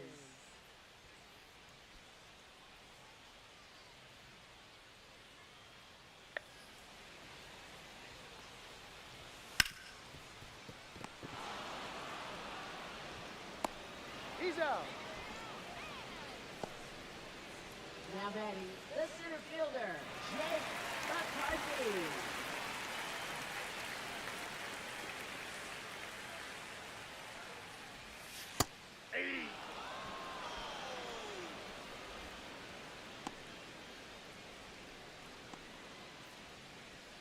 Now batting, shortstop, Geraldo Perdomo. Hey! 2-2 is down. 3-2. Oh, but that's not a check swing. Or that's a check swing. Okay. But mines aren't.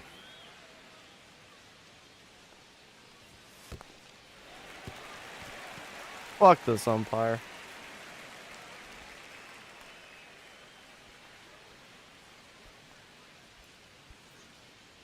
Now batting, second baseman, Ketel Marte.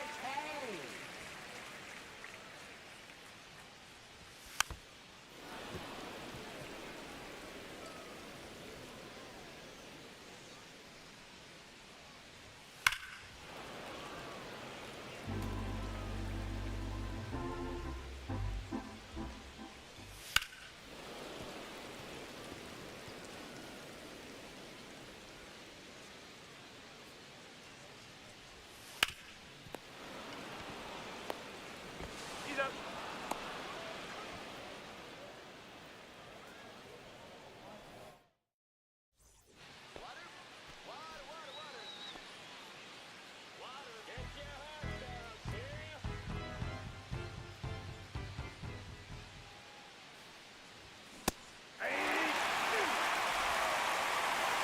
One ball, 2 strikes.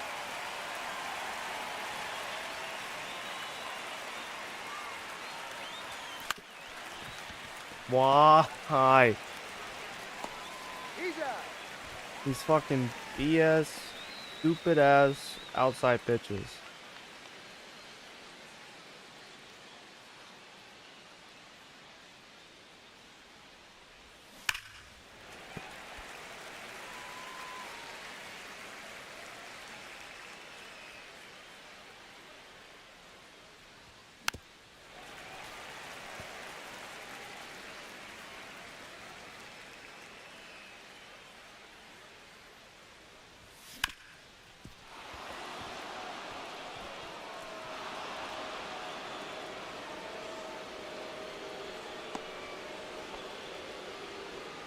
Now batting, right fielder, Nolan Jones.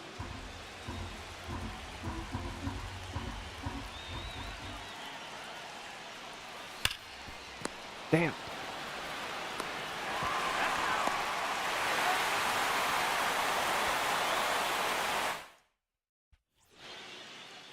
Leading off for the Diamondbacks, designated hitter, Christian Yelich. 3 balls, 1 strike.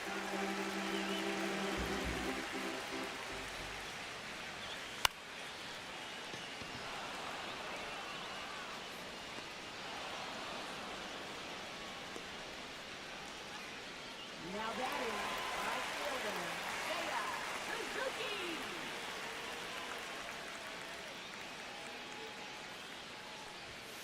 Hey!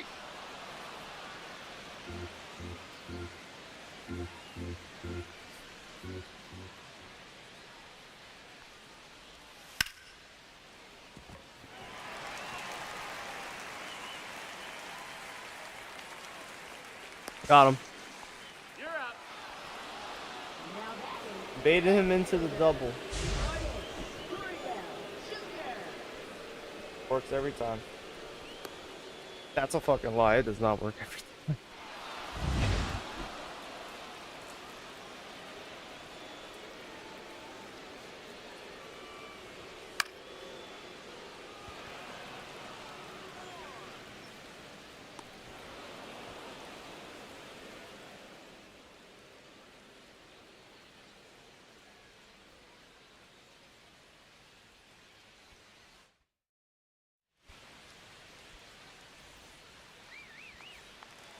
Now pitching for the Diamondbacks.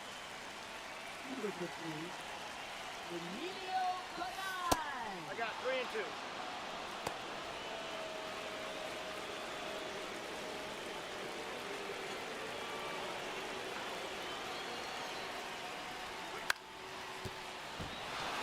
That's good.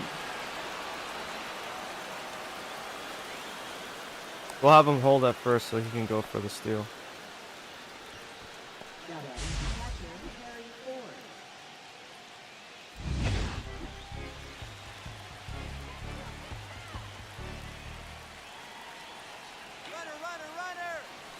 Ball.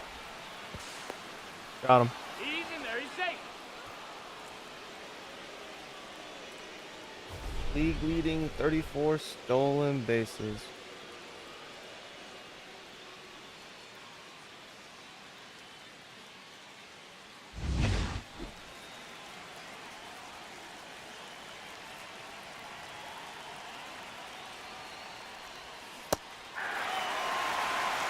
Two balls, two strikes.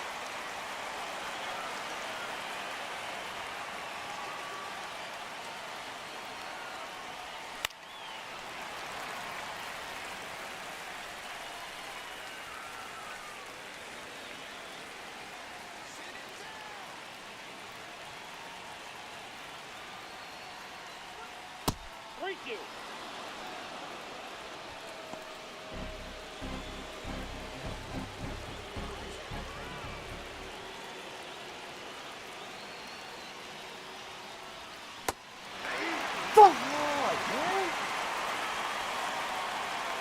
I was like, there's no way he's gonna throw a breaking ball. There's no way he's gonna throw one. It's gotta be a fastball in the zone or it's gonna be a walk. Ball. You got two balls, one strike.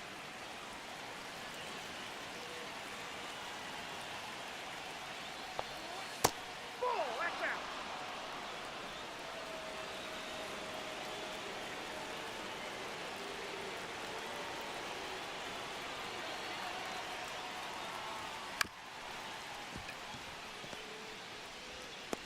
He's out.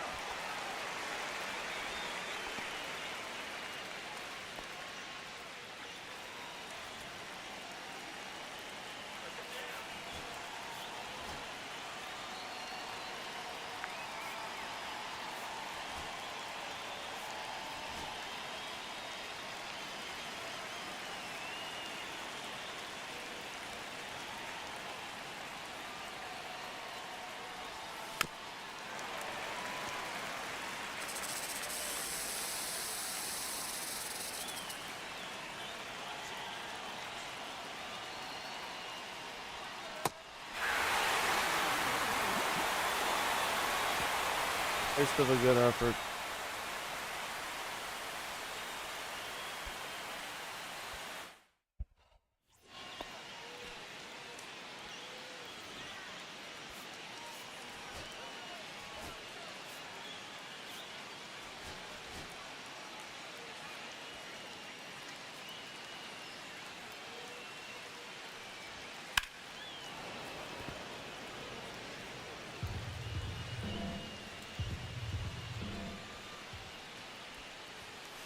Ball. That pitch is up.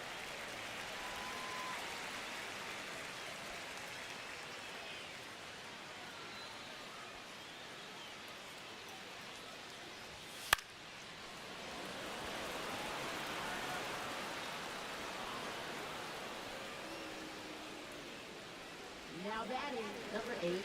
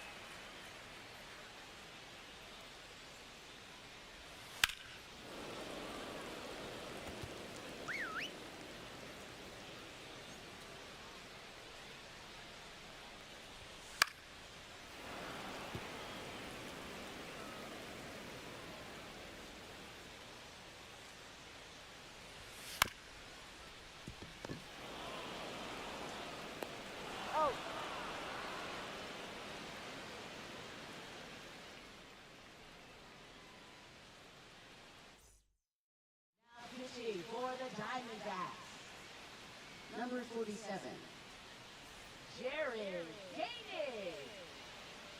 Leading off for the Rockies, the designated hitter, Adael Amador.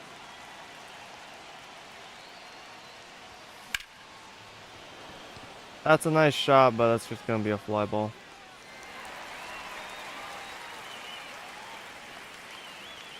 Now batting, shortstop, Ryan Rocchio.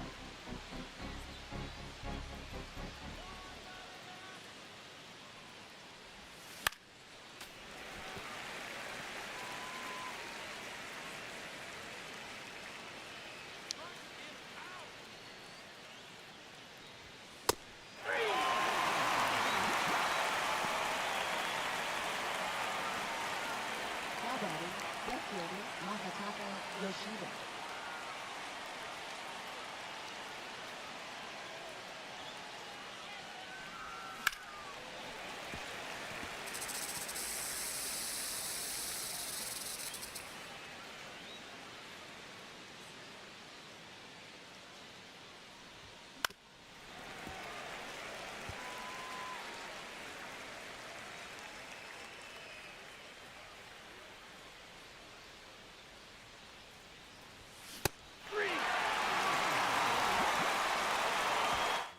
Oh, and I forgot to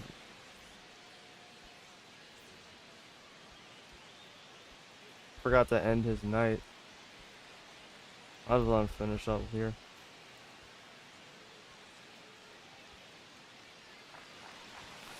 Hey.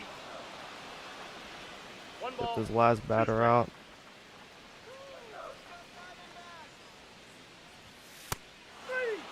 And that will end Luzardo's night.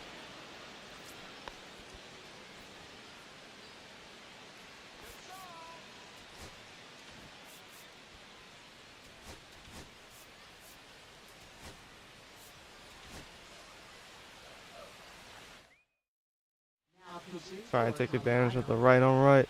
number Or 38, not the right on right, because Victor Perdona's a Otto. switch hitter. But his inferior batting position.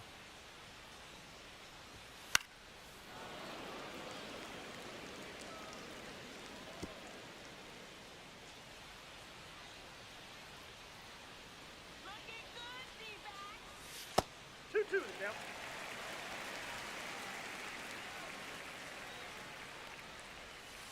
Three.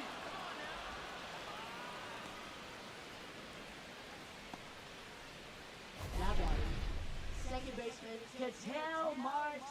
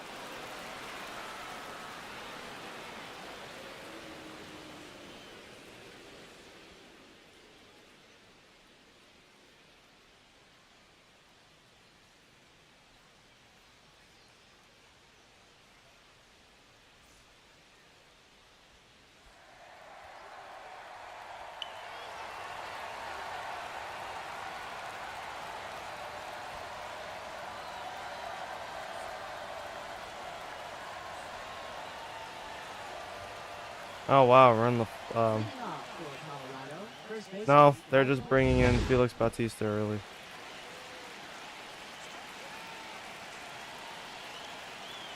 He must be ready to end this game. Why is that already 2 count? What is wrong with you? for Colorado, right fielder, Nolan Rose.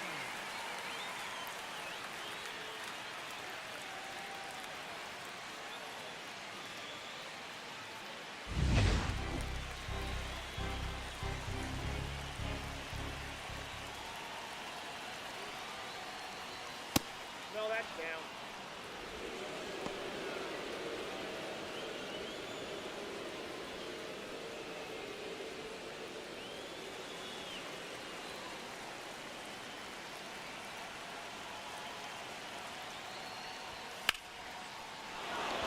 That'll be a base hit for Nolan once again.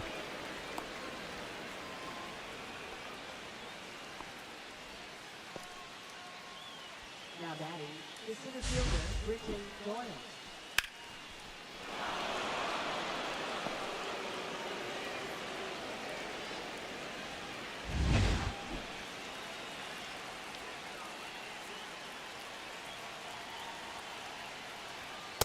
That's a ball. 2 balls, 1 strike.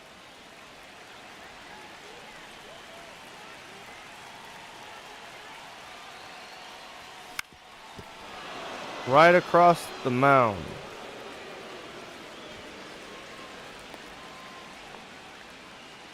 Now batting, catcher, Harry Ford.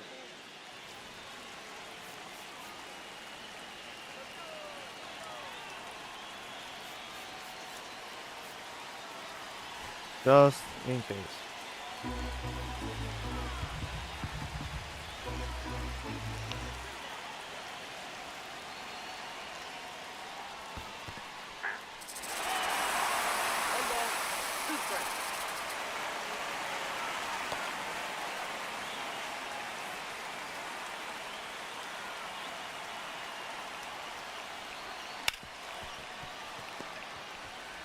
Double play. Or not. Fielder's choice. Wow. They're taking him out early. Unless they're using someone else to close this game. For the Diamondbacks. Number 63. Oh yeah, Justin Martinez. I'm amazed Baltimore lost Felix Bautista. Let some other team get him.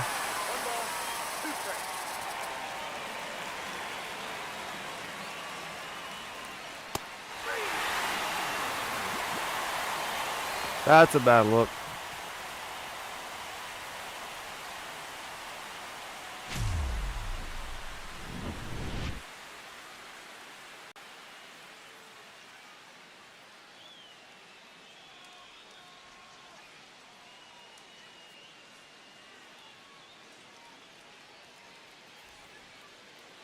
Leading off for the Diamondbacks, designated hitter, Christian Yelich.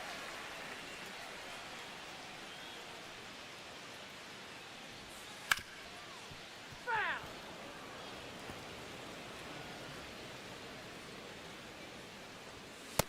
3-2.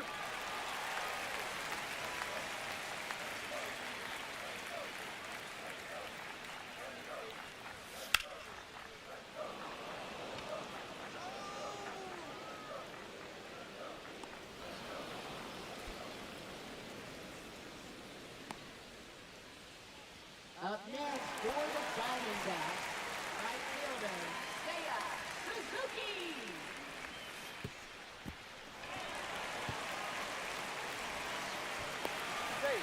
That's just unlucky, bro. Up next for the Diamondbacks, left fielder, Lourdes Gurriel Jr.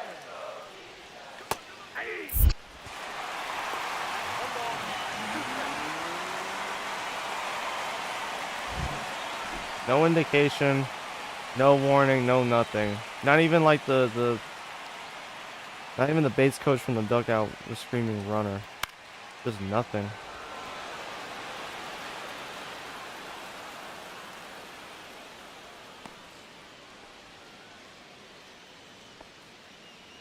Now batting, number 55.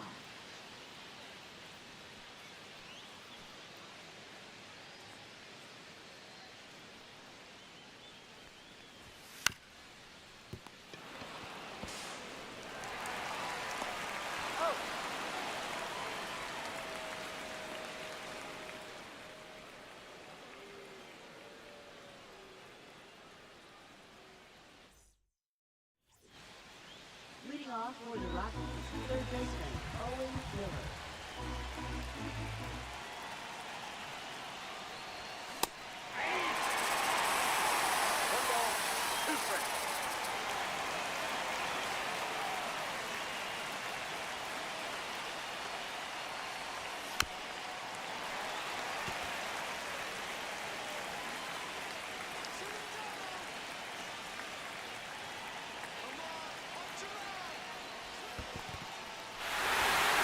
Unbelievable.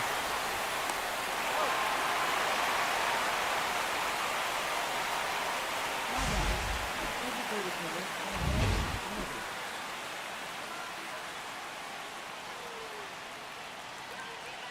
I'm on the back end of this. Be the one to decide the game is a bit concerning. But, hey, Amador crushed that one. He'll get 2. Up next for Colorado, shortstop Ryan Rockies. Clutch at bat. I was just fielding my concerns on the matter.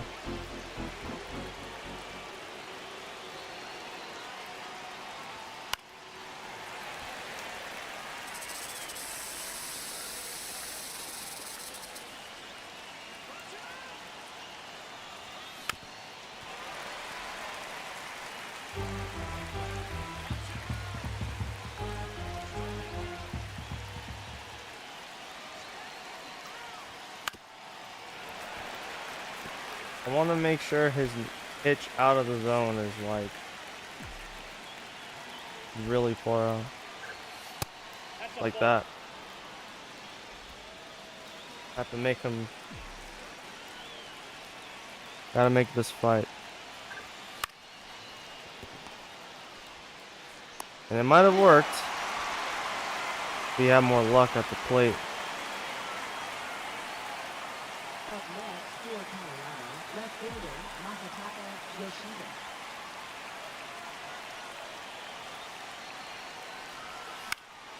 That's a really fucking shit way to end the game, bro. Really? Come on. That is really disappointing.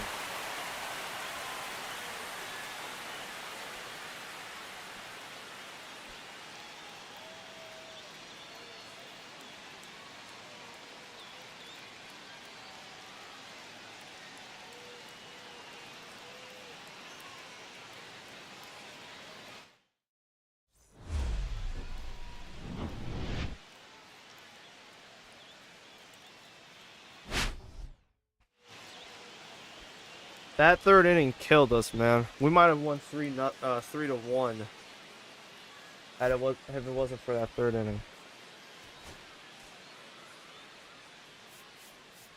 And Luzardo was pretty damn good on the mound for the most part. For it to end like this, it sucks. And Yoshida's fallen off. He was batting almost 400. Now he's down to 322. Yeah. 5 strikeouts though. Okay, so maybe that performance wasn't as good as I thought. I don't really want to play the D-backs anymore because we've already played them. Today, so kind of content with the way things are. Ryan Feltner is finally back. He is back, boys. We have a full staff again. But that does mean we're over again, so as a result, I am kind of forced to make a tough decision. That being Victor Bodnek. Still very solid, but we'll move him back down to AAA for the season.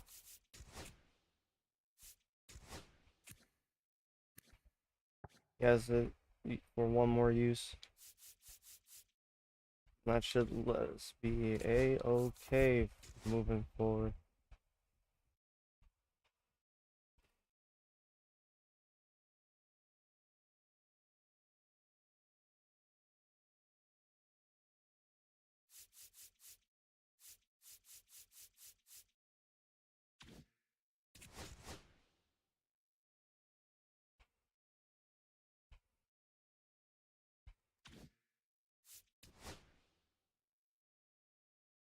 Oh, it is a Chase Dollander start.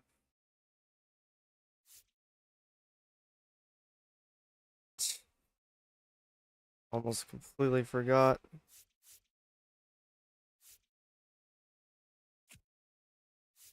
Of course, I submit and we lost. Lost again. So we'll lose the series to Arizona. Arizona has been beating the snot out of us for the month. We didn't even play them. We didn't play them to start the year, but now they're beating us up. They're beating us badly. They're third. They're starting to make it a close race for that division title.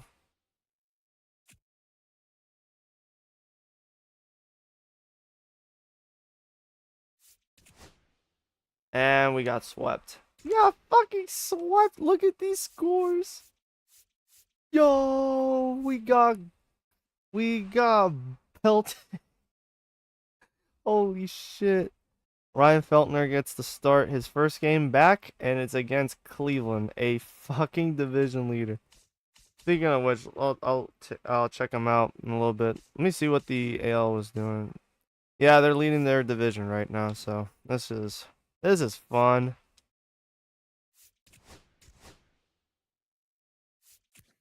That is a very disappointing outcome. We probably should have taken one against them, but to be fair, Arizona is trying to go for it this year. Even if they fucking traded Gabriel Moreno for fucking Seiya Suzuki, who is having a really bad season right now. Luckily, he's on the final year of his contract, but it's like, man, why would you trade for him? I'm gonna player lock with Ryan Feltner for this one. And we'll see what goes from here. This month has been brutal. Last 2 weeks have been brutal. Tough losses to Arizona, close losses to Arizona. Lost one to San Diego. The only saving grace is that series win against LA. We beat LA. It's certainly helping us at the moment.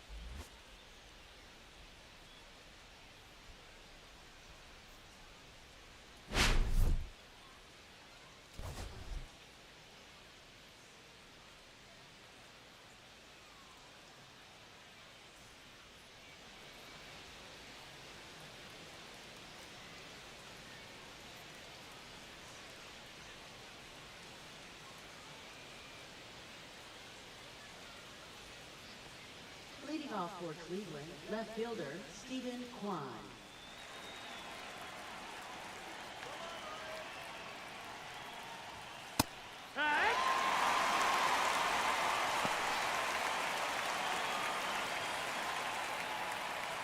First pitch, 640.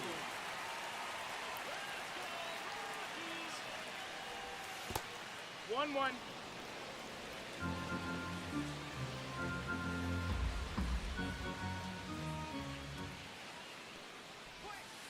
Rockies. 1-2. Out.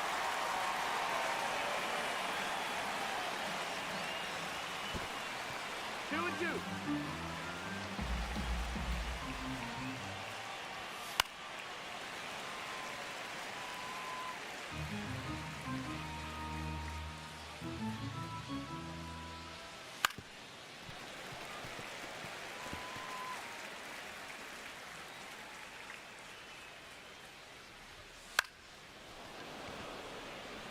Mine.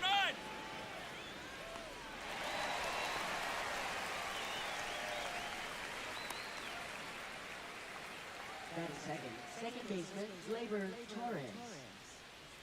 Let's go, Rockies! Come on, Ryan. Let's go, Colorado!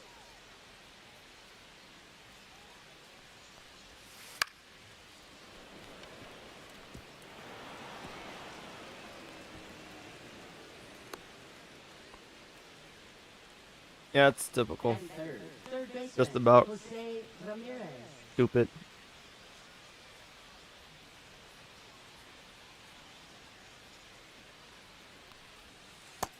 That's That's a ball.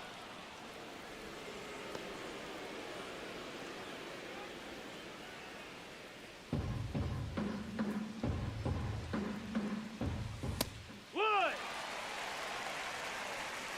But yeah, I really want to play against this Cleveland lineup because of Pete Alonso being here. That's the main reason why. I got it. I got it. I'm waiting for when he's up next.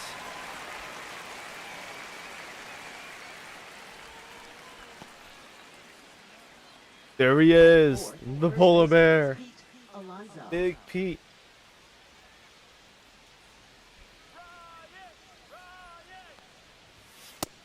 That's a ball down.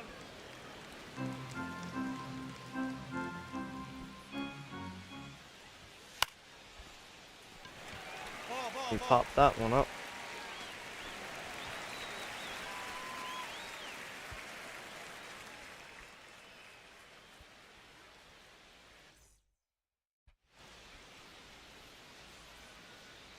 Leading off for Cleveland, the designated hitter, David Fry.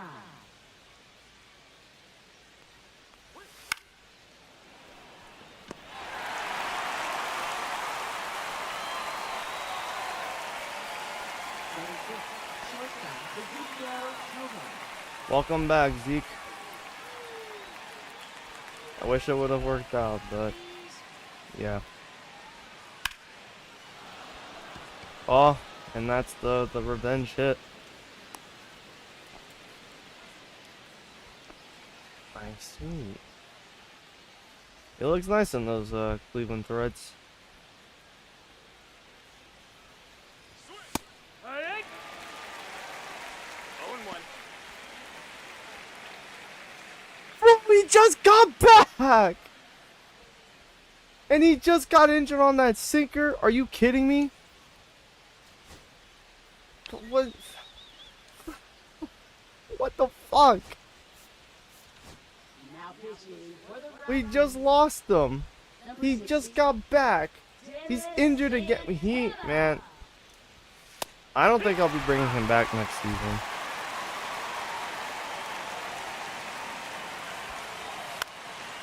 Considering the fact that Chase Dollander, we got Jesus Luzardo, so we already have 2 spots taken.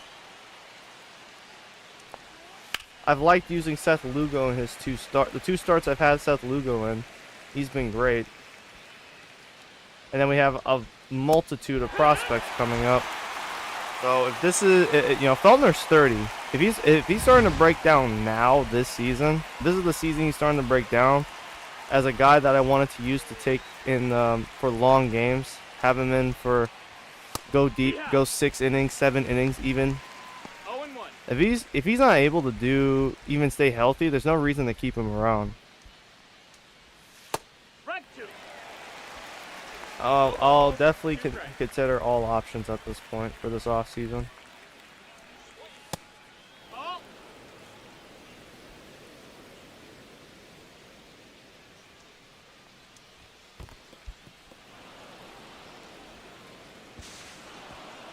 What the?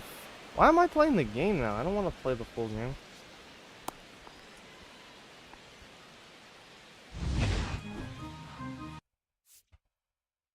I really didn't want to play this full game.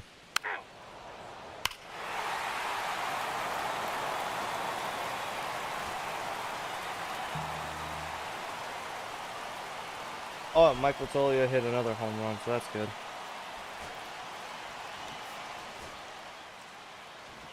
And it was Tanner Beatty.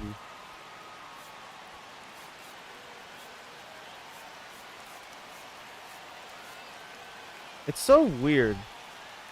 The pitchers will get hit by a pitch, hit them like square in the chest or in the leg, and then they'll be perfectly fine. Oh, and Harry Ford hit a home run, home run number 10 on the year. They'll get hit, belt it, they'll be fine, and then, man, he was actually doing not too bad. Made it through the first inning, got to the second, only gave up 2 hits.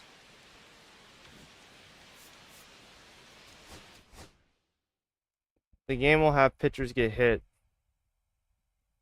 have an animation where they're banged up brush off the injury. Broke his forearm. What the fuck?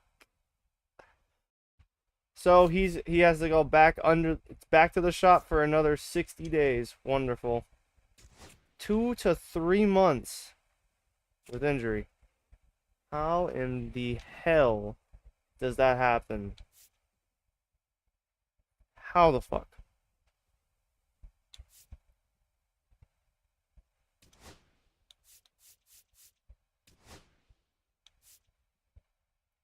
That is some awful luck. I do feel bad. But yeah, I mean, there may not be a point in keeping Feltner or bringing him back. Really depends on how the other prospects do. I mean, next season we probably could just move Dennis Eckert up to the show. That's always that's like the last ditch resort though. Last ditched effort. And I guess I can bring Vodnik back. He's just getting passed around between AAA and the majors like a blunt at this point.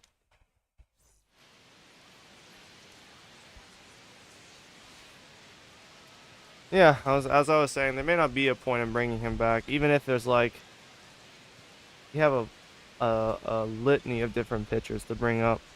I could always bring Palmquist up next season, so make him the 5th starter. And you'll have him. Adams will be here for year 2. Obviously, Dolander will be here for year 2, and then Jesus Luzardo. You got Seth Lugo as an option. He's been playing solid enough to where we could bring him back if he chooses not to retire yet. So we have options. Feltner might just be obsolete at this point. Second, right fielder Mike Tauchman.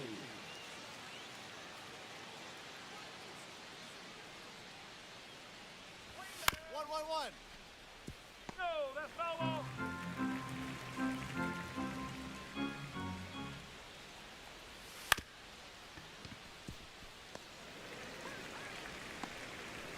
I really don't want to bet against Cleveland's pitching staff, so I just want to player lock my pitchers at this point. And this is kind of a non-consequential series. Whether we win or lose doesn't really matter at this point. There's still plenty of baseball left to go.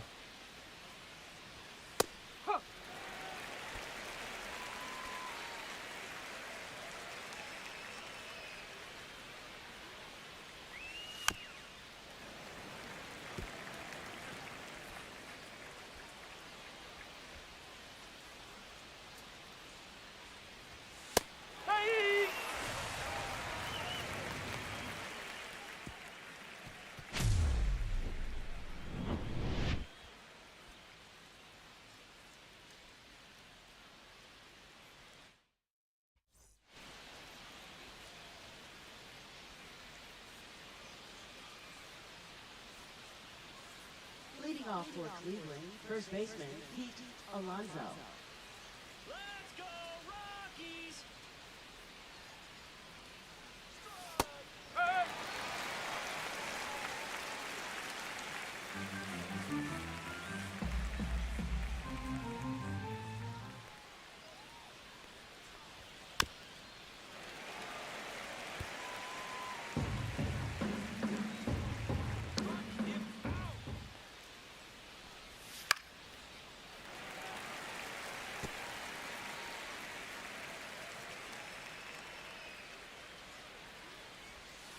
No, that's a ball. Why is that so off from the zone, bro? What the fuck?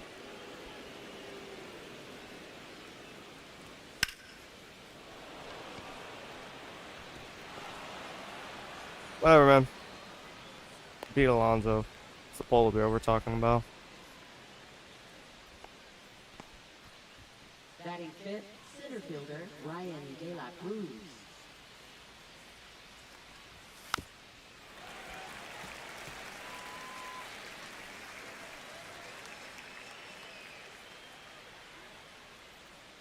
Oh, now, let's turn two.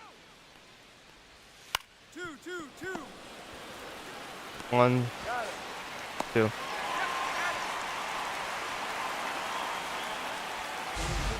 designated hitter, David Brown.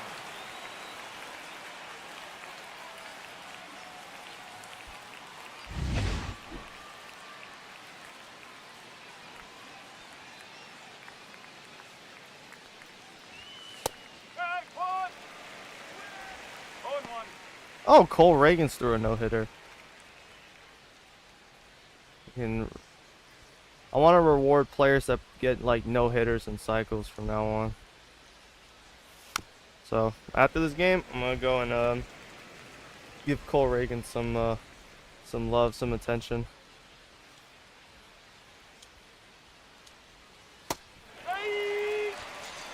That was a fucking awful pitch he swung at.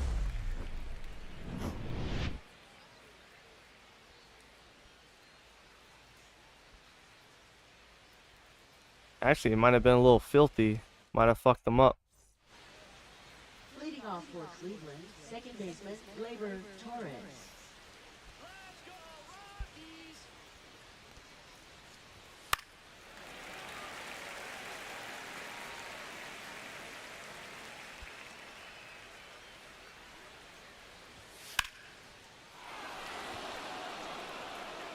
Oh, that's a line.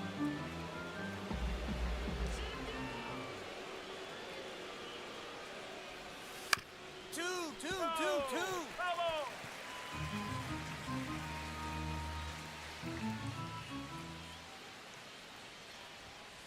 Back.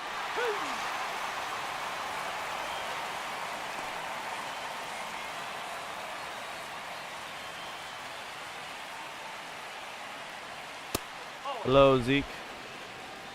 Hello again.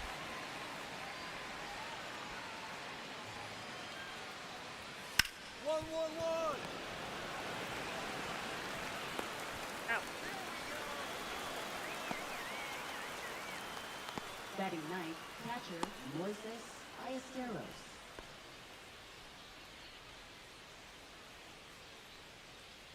Let's go, Rockies!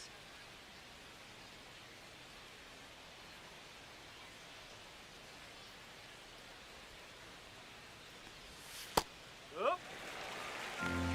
Go ball. One strike.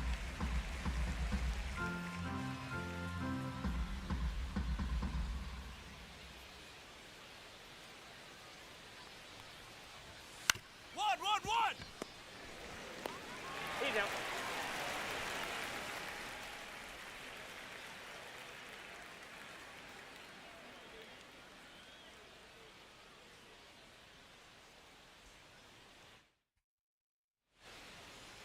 Leading off for the Guardians, left fielder Stephen Kwan.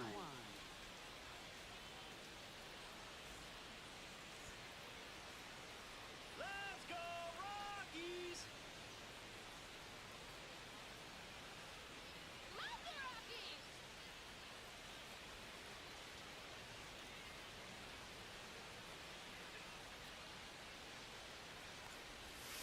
Back. What are the difficulty set to? All-star. Forgot if I had it originally set. When I first started. 1-1.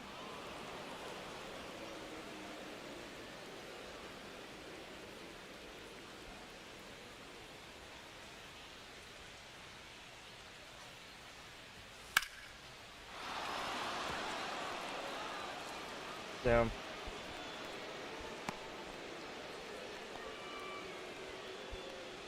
Now batting, right fielder Mike Hoffman.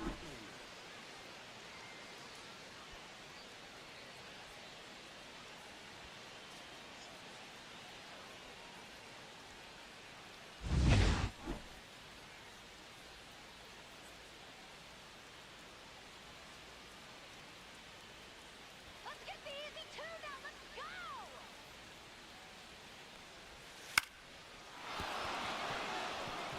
Relay three! Now batting, third baseman Jose Ramirez.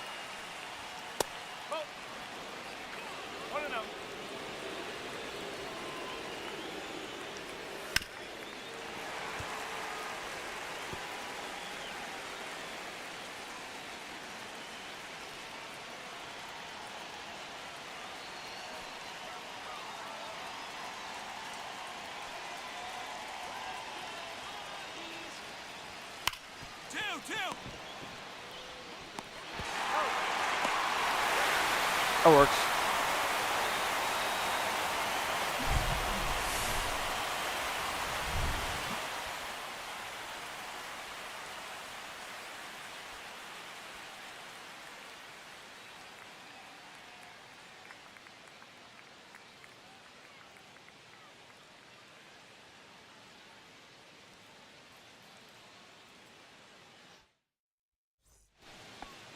Leading off for Cleveland, center fielder Ryan De La Cruz. Let's go, Rockies! Let's go, Rockies! Oh, Uh, one ball, no strike. Hey! One ball, one strike. All right, Rockies, you got it!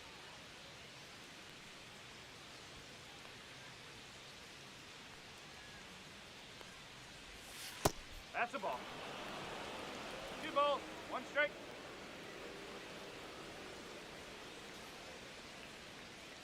Let's go, Rockies!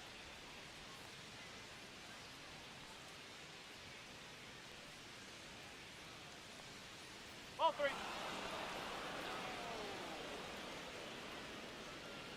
I looked away. I was checking my phone for something. Strike! Two. Three balls, two strikes.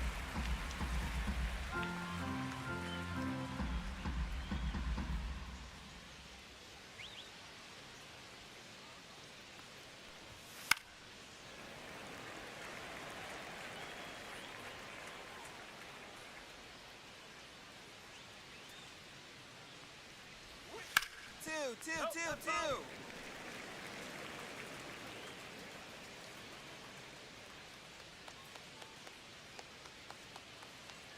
Bear me from this complete stupid nonsense. That works.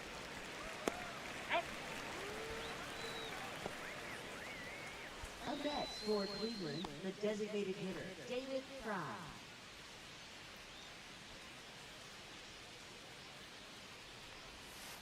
Strike! Woo! That works.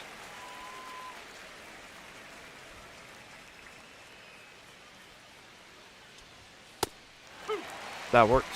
Oh, it's hit. And this should be the strikeout.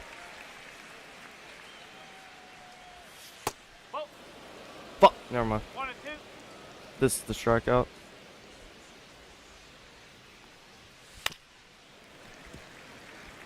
Fouled off. Strikeout? No. Out. Ground out though. That works. Now batting, second baseman Gleyber Torres.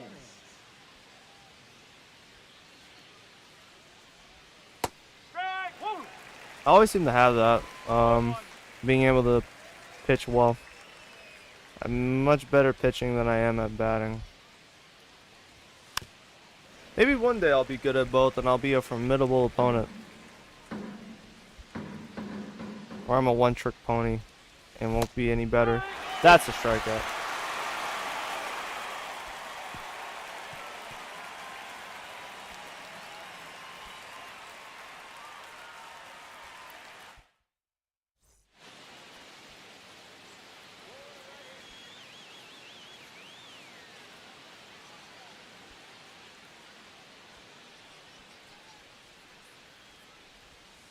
Ball 1. 1 and 0.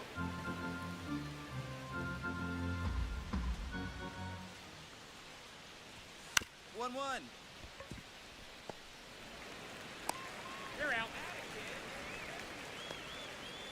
Now batting, catcher Moises Ballesteros. Give it to 'em, Rockies! Ball.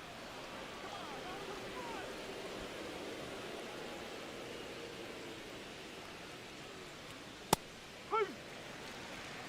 1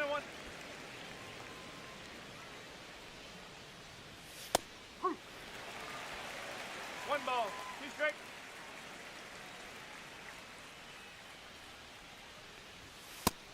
I'm really upset at the fact that Feltner had to be put back on the IL. I'm really upset about that. Now I batting, was really left looking fielder, forward to see what Steven this staff Kwan. could do moving forward with him involved. Now we'll never know.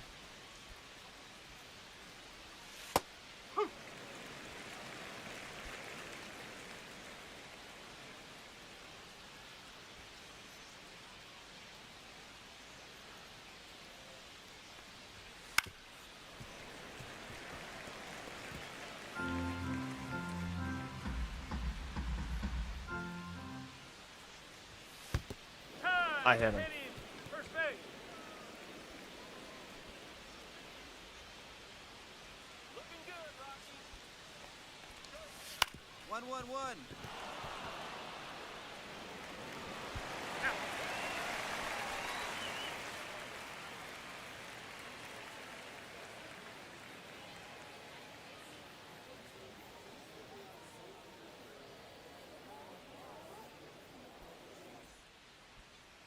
Leading off for Cleveland, third baseman, Jose Ramirez.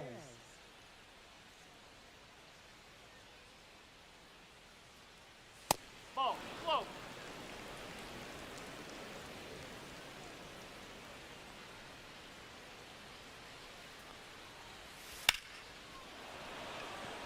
That might be. Oh, I got it. I Oh, got it. popped. That's unlucky. Now batting, first baseman, Pete Alonso.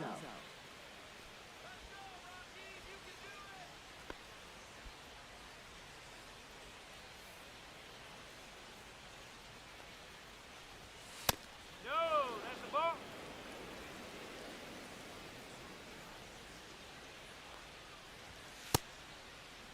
There we go.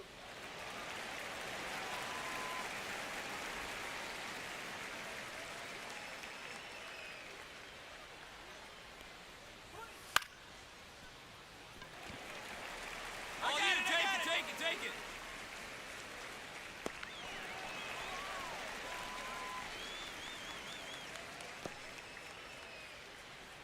Now batting, center fielder, Ryan De La Cruz.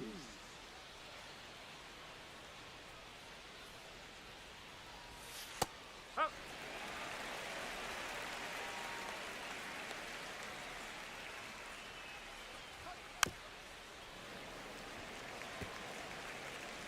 Bro just moonwalked back to. He just moved back into his batting stance. That's funny. 1-1-1. Ooh. A little twist to that. Dive, catch, and roll. Look at that. The dive to the glove, rolls.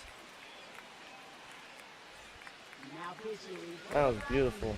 Beautiful execution. number 74. Oh, look, Ezekiel Tavar hit a solo homer. Good for him. And good on us for winning this one. I am curious to see what his season stats are.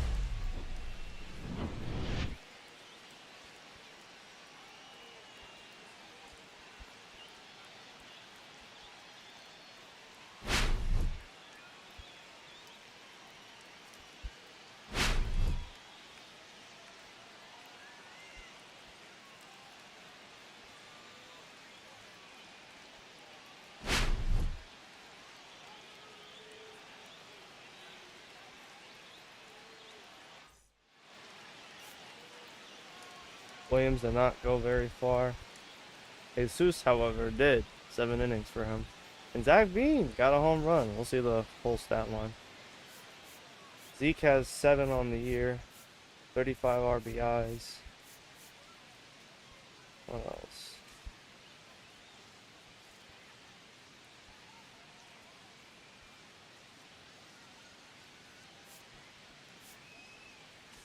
He's on the better batting average. Tavares 276, Rockies 281.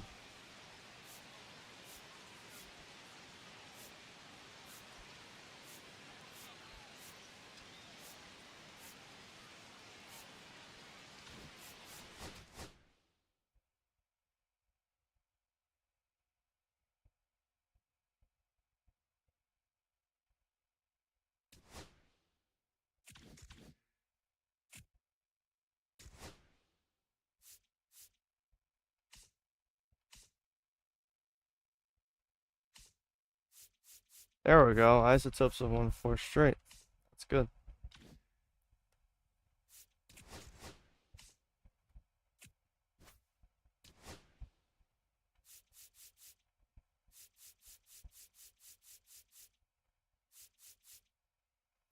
Still 78, high 70 overall.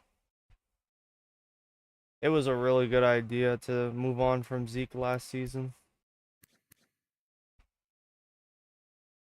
Cleveland gets a guy who's cost controlled. We get a similarly aged, similar player at same position that could have better leverage or that could have a higher ceiling if we're lucky.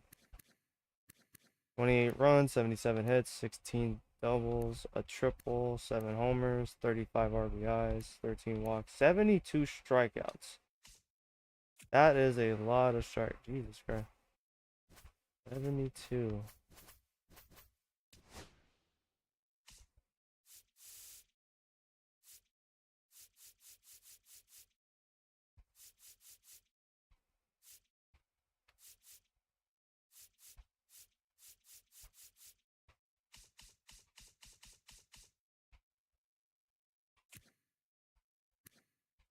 "72 strikeouts to 41. A batting average of 281, which is better than Tovar's 276.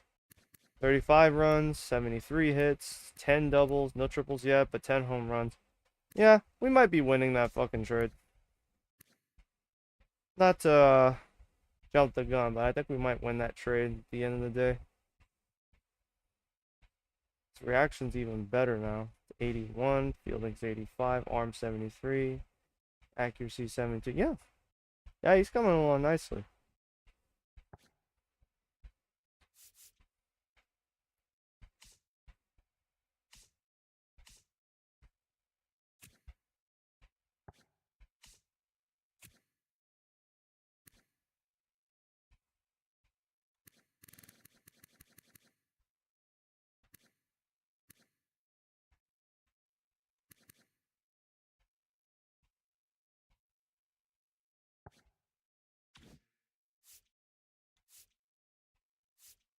We're actually close to 50 wins on the year. The D-backs have stormed back into the race. Credit go to that sweep of against us. We definitely gave them a run for their money though, so it's not like we rolled over and died. We just were really unlucky in that series.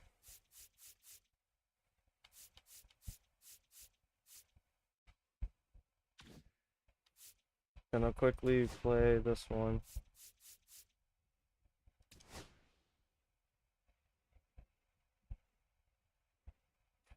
I'm really disappointed to say with how Yoshida's season is turning out. Definitely not worthy of 18 million this year.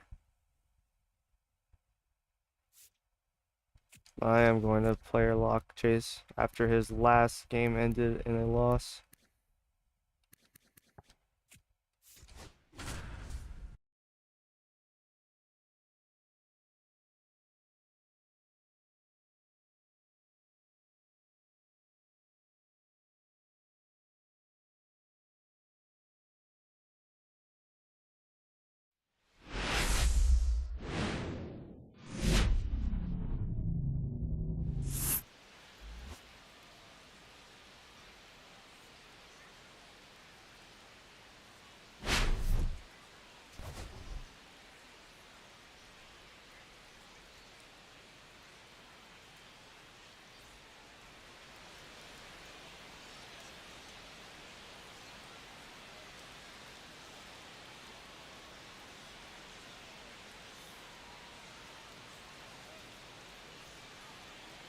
Leading off for Cleveland, left fielder Stephen Kwan.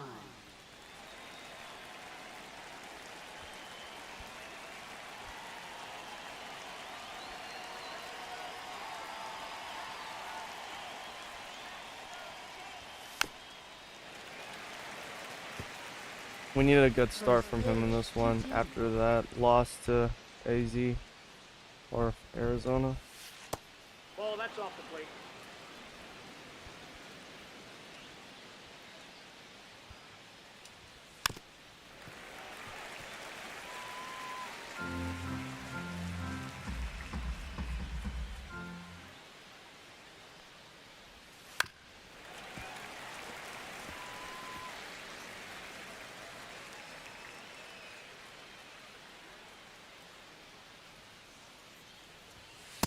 There we go.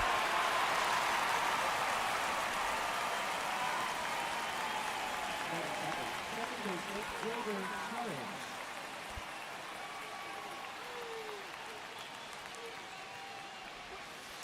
Ball one. Counts 1-0.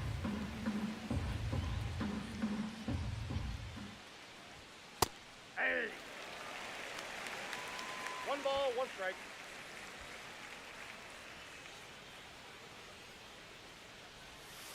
Hey, two.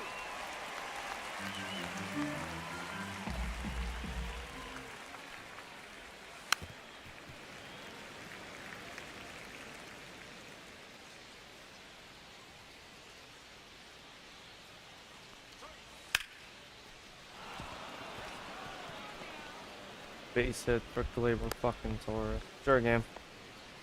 Whatever you say.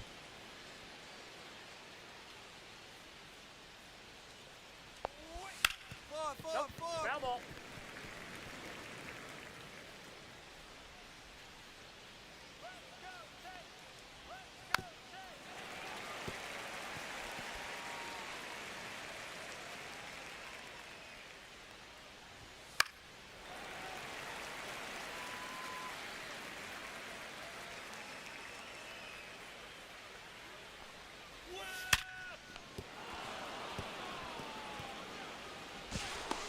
No, he's out.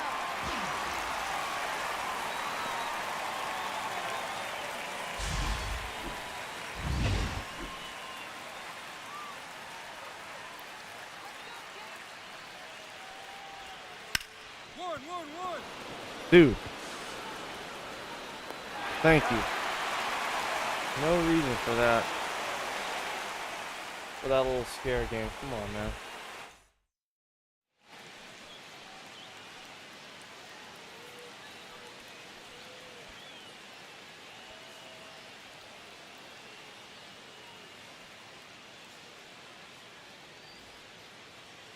Leading off. Talia with an RBI double. Designated That's hitter, good. David Fry.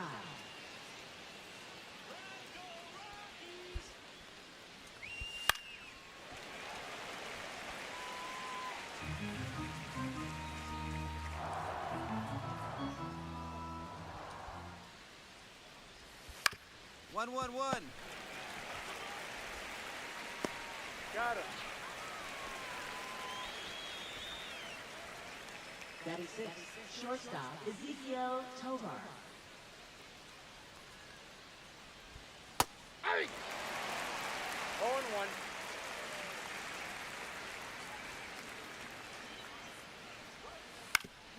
One. He's out.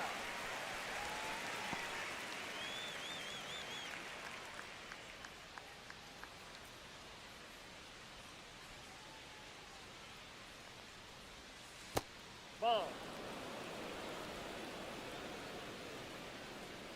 Let's go, Rockies. Hey. The White Sox have called up another prospect. Should be interesting. Marlins have called up a prospect too.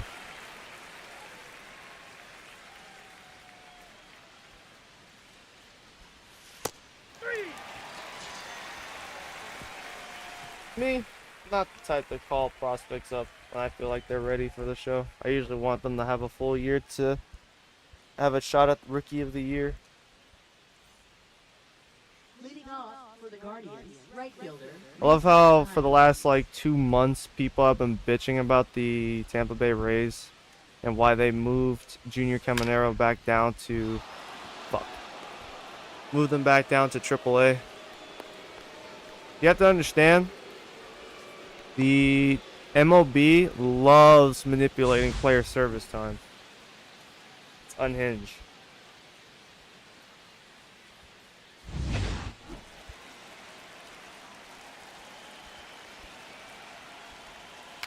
Yeah. 0-1's the count.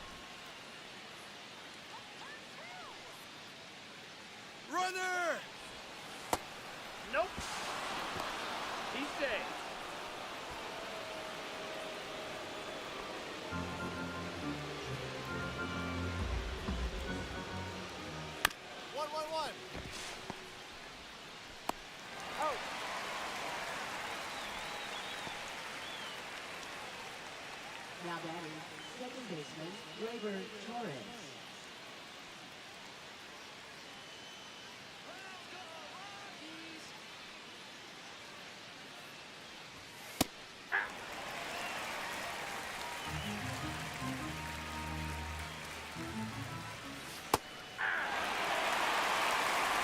Go through the count.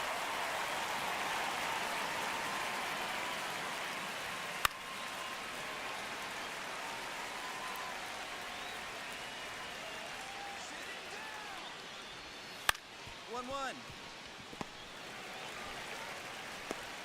That works.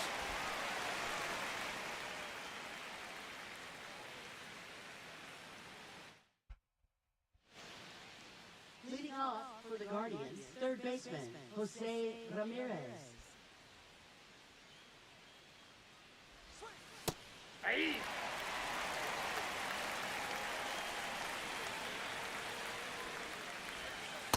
Ahí. Orange.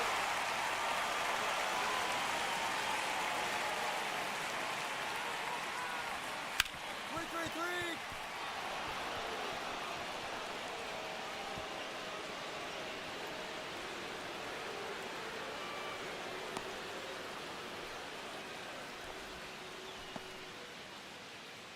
Now batting, first baseman, Pete Alonso.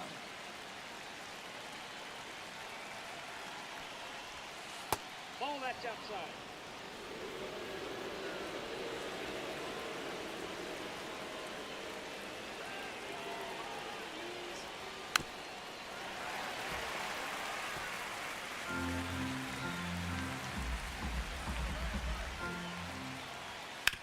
One.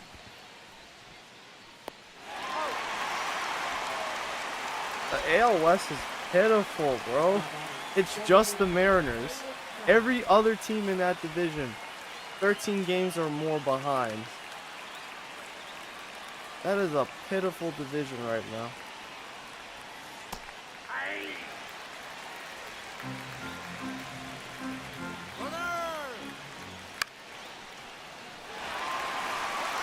And I find it so fucking sad because the Astros literally fleeced Washington for Dylan Cruz. They haven't done anything since getting him.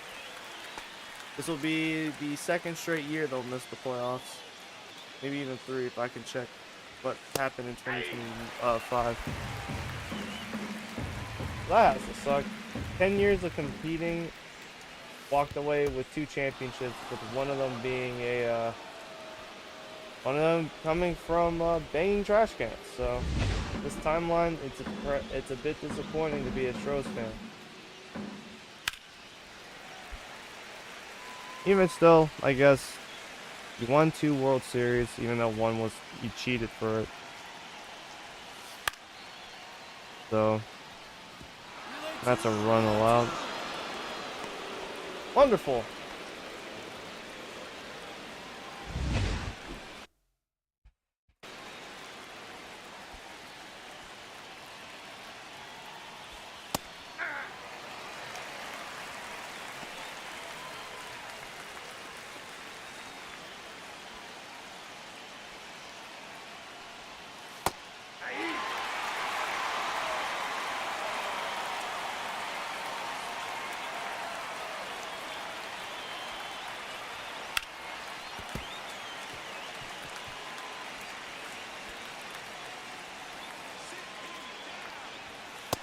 That works.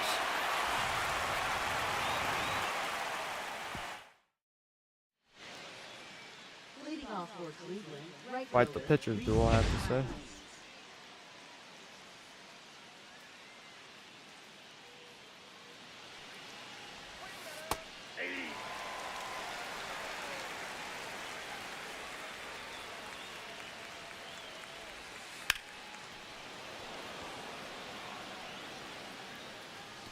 Oh, it went right over to the wall.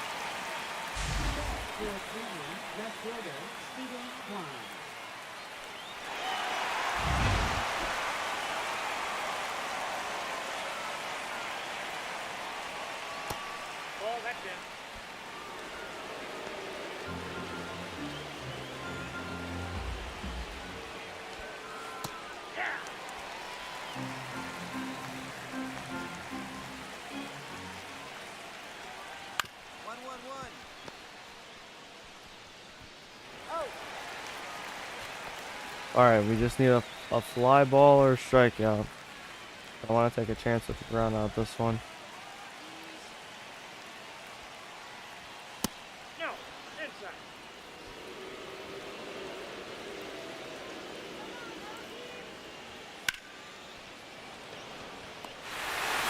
Okay, that works. Line out.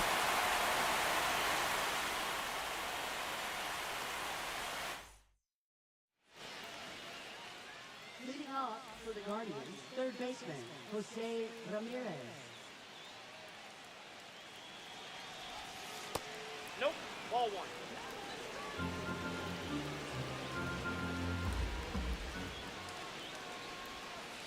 Ball inside. This the 2025 Cleveland team was pretty magical, I must say, in hindsight, because making that World Series was really good for their team. Their first World Series since 2016, but they did get swept by the Dodgers.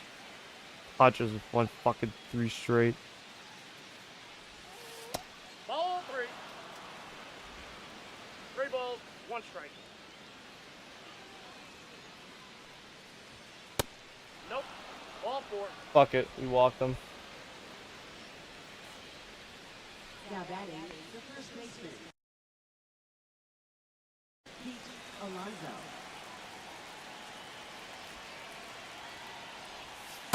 Ball.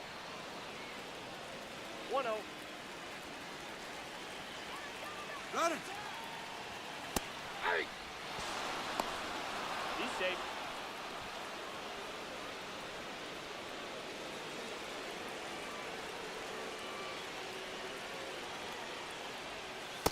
Hey! 1 ball, 2 strikes.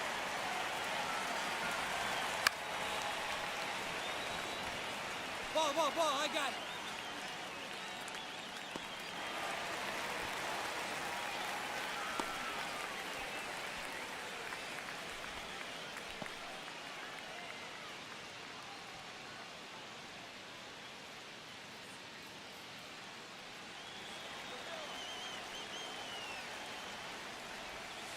Hey! 0-1.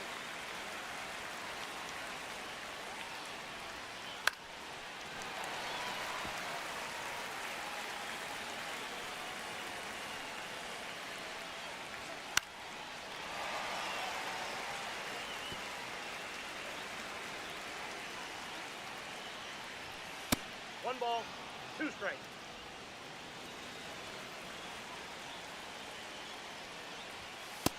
Ball 2.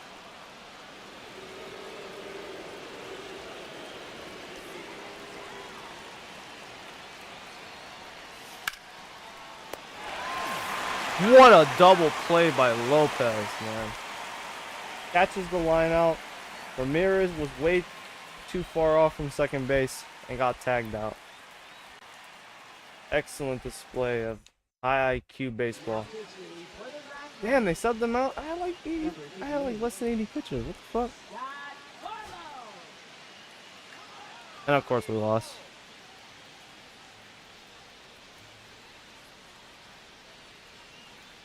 Ezekiel Tavar gets revenge. At least for this game. Emmanuel Clase got the save. A save in a 6-1 game. Yeah, I don't get it. I didn't get a save like an hour ago in a 4-1 game against San Diego, and I still said nah.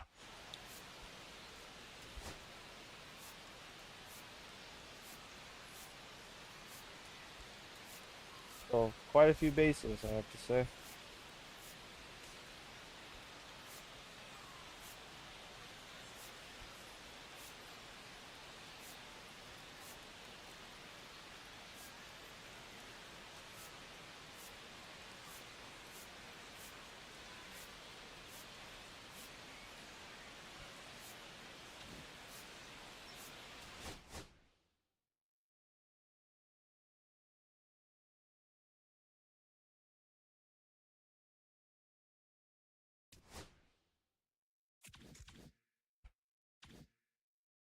Alright, time to scout some more. There we go. Let's see what we got here. He is Not as good as the game was making him out to be. Still though, could be good. That's always a possibility.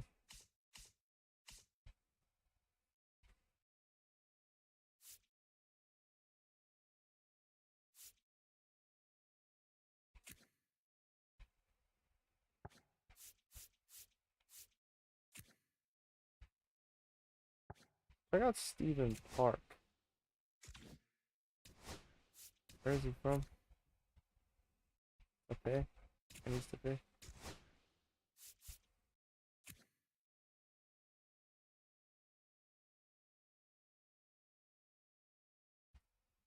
Not enough scouting done on Will Mason, but I don't want to.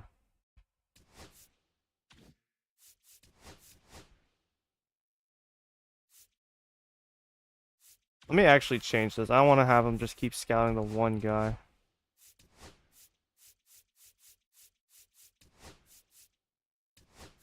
And then shortstops. They can continue scouting them while also looking at the others from those regions.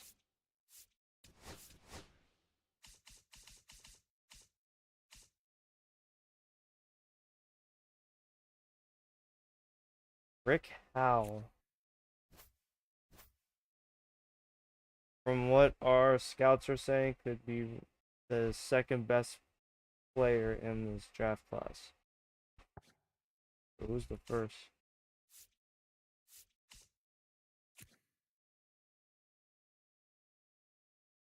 Still him, huh?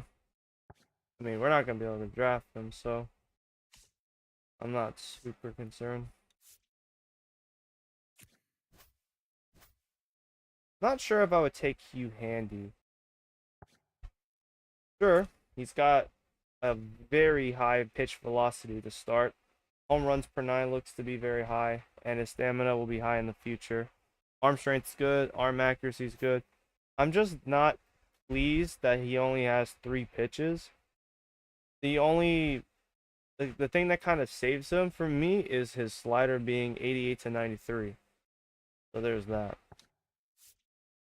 I would like to add a arm with like 4 to 5 different pitches, because last year's first rounder Alton Harris only has 3. He'll be good, but I want someone that can have, unless I choose to give these 3 pitch repertoire pitchers a 4th or 5th option, which I wouldn't just do for me. I would let the CPU also have other pitchers get something similar in that department.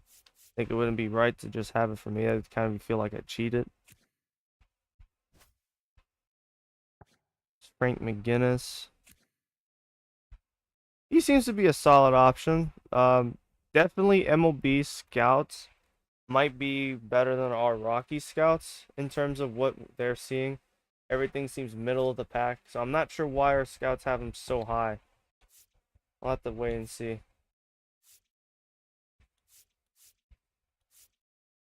But from the looks of it, we have just about all the central pitchers seem to be all taken care of. We'll probably go back to looking at international pitchers now. The best players in this year's class seem to be international or Central Coast players.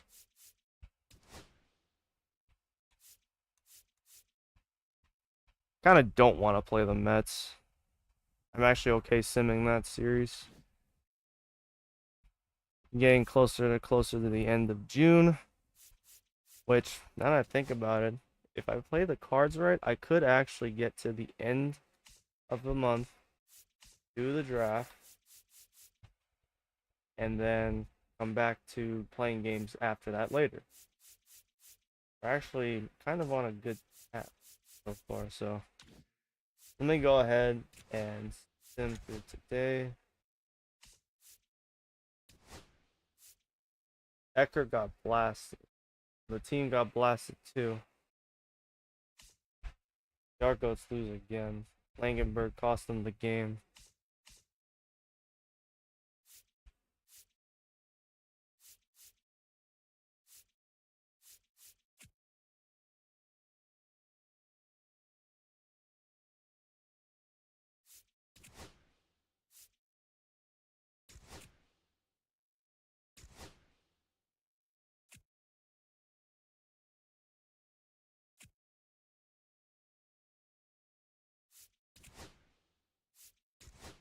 So we lose the series to the Mets despite winning the first game.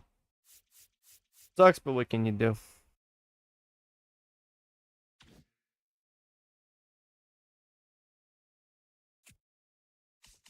So, what are we looking at so far? The Phillies have taken the best, they have become the best record in the NL at 52 and 29.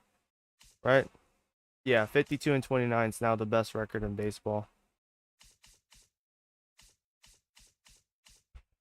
Phillies 52 and 29, now the best record in baseball. The Marlins have stormed to second place within 4 games of the Phillies for that first place spot. The Mets have climbed up to 6.5 games behind, but the Braves are 9 now for that NL East title, 43 and 38. There are going to be a lot of teams, I think, that will be buying at the deadline this July 31st. The NL Central is the Cubs right now. The Cubs to lose.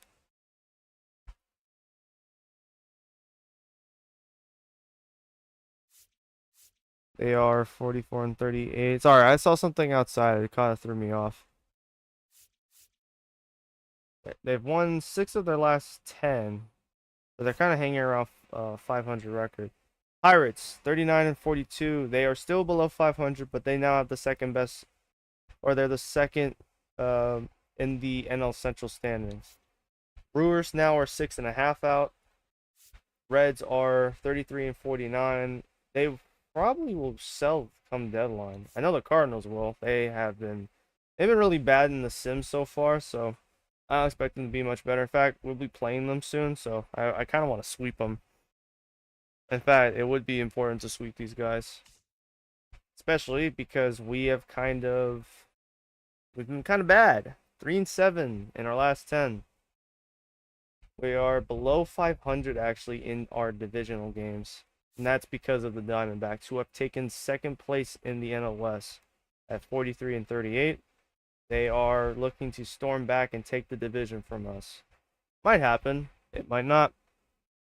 Giants are 42 and 38. They're within 8 games from us. Padres are 41 and 39. They are within 9. Dodgers are 38 and 42. They have a lot of ground to make up right now. It would be surprising if the Dodgers considered selling at the deadline. I would be surprised about that, but I don't think they will.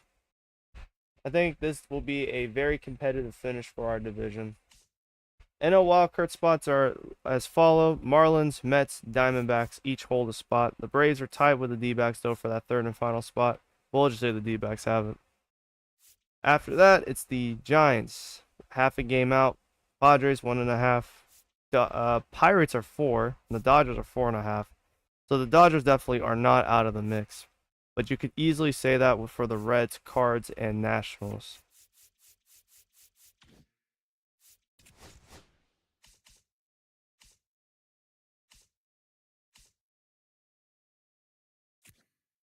Man, Ellie De La Cruz is not able to really push this team above. He's getting a lot of money though for this season. And he's got 2 more years of arbitration, so I am curious to see what might happen. For a team that has 390 overall players and 2 of them being starting pitchers, it's pretty disappointing that this is their outcome up to this point. I don't know. The Reds may actually... They might be cooked. Wish I could look at other teams' salaries. But we're still doing pretty good. Alright, I want to look at the AL. So the Blue Jays still have the division lead, but not really a lead anymore. I guess the game is considering it a tie right now. They're 48 and 34. O's are 47 and 33. That's kind of funny. The Red Sox are 45 and 35, 2 games out from that division lead. The Yankees are 38 and 42. They are hanging out. The Rays are 10.5 from that division lead, so they might sell come deadline as well. AL Central, the Twins currently hold the lead, but only by half a game. They only hold the division by half a game. because Cleveland is 45 and 35. The Royals are 43 and 38. They are 3 games out from the Central Division. The Tigers are 7 games out, and the White Sox are 18 games. Probably the Tigers, I think, are just simmering right now because they did let Jack Flaherty go. They almost lost Scooble. They did lose Casey Mize to Boston, though, so they might be sellers. They definitely could be sellers come deadline. And the AL West, not really competition anymore. Mariners have it by a long shot. They are nearly 12 games ahead of the second team, the Angels. The Astros are 13 games behind. A's are 15 and a half. Rangers are 16. This is a very weak division. Very, very weak. AL wildcard spots belong to the Jays. Then the O's. But the Jays. Now, we'll just say the O's. O's have the first spot. Red Sox have the second. Cleveland has the third. Royals are 2.5 games behind, and the Tigers are the second closest at 6.5. So the AL is pretty weak this year. There's probably going to be a lot of teams selling off pieces from the conference.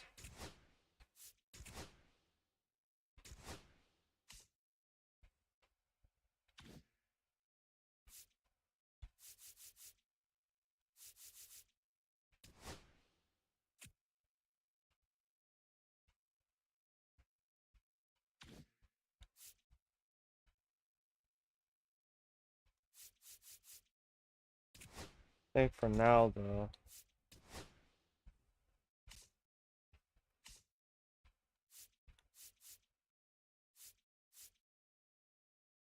And the thing I'm going to do is I'm going to cut the stream for here. Because these 6 games I can probably play later this morning. Then record an offline the draft on July 1st. Come back to streaming the rest of the day. All-Star Weekend, I'll probably just make it an offline recording as well. Not waste time for my live viewers, for you guys. So I think I'm going to wrap it up. I'll wrap things up from here. Thank you guys for tuning in today. I appreciate it. I'll catch you guys later.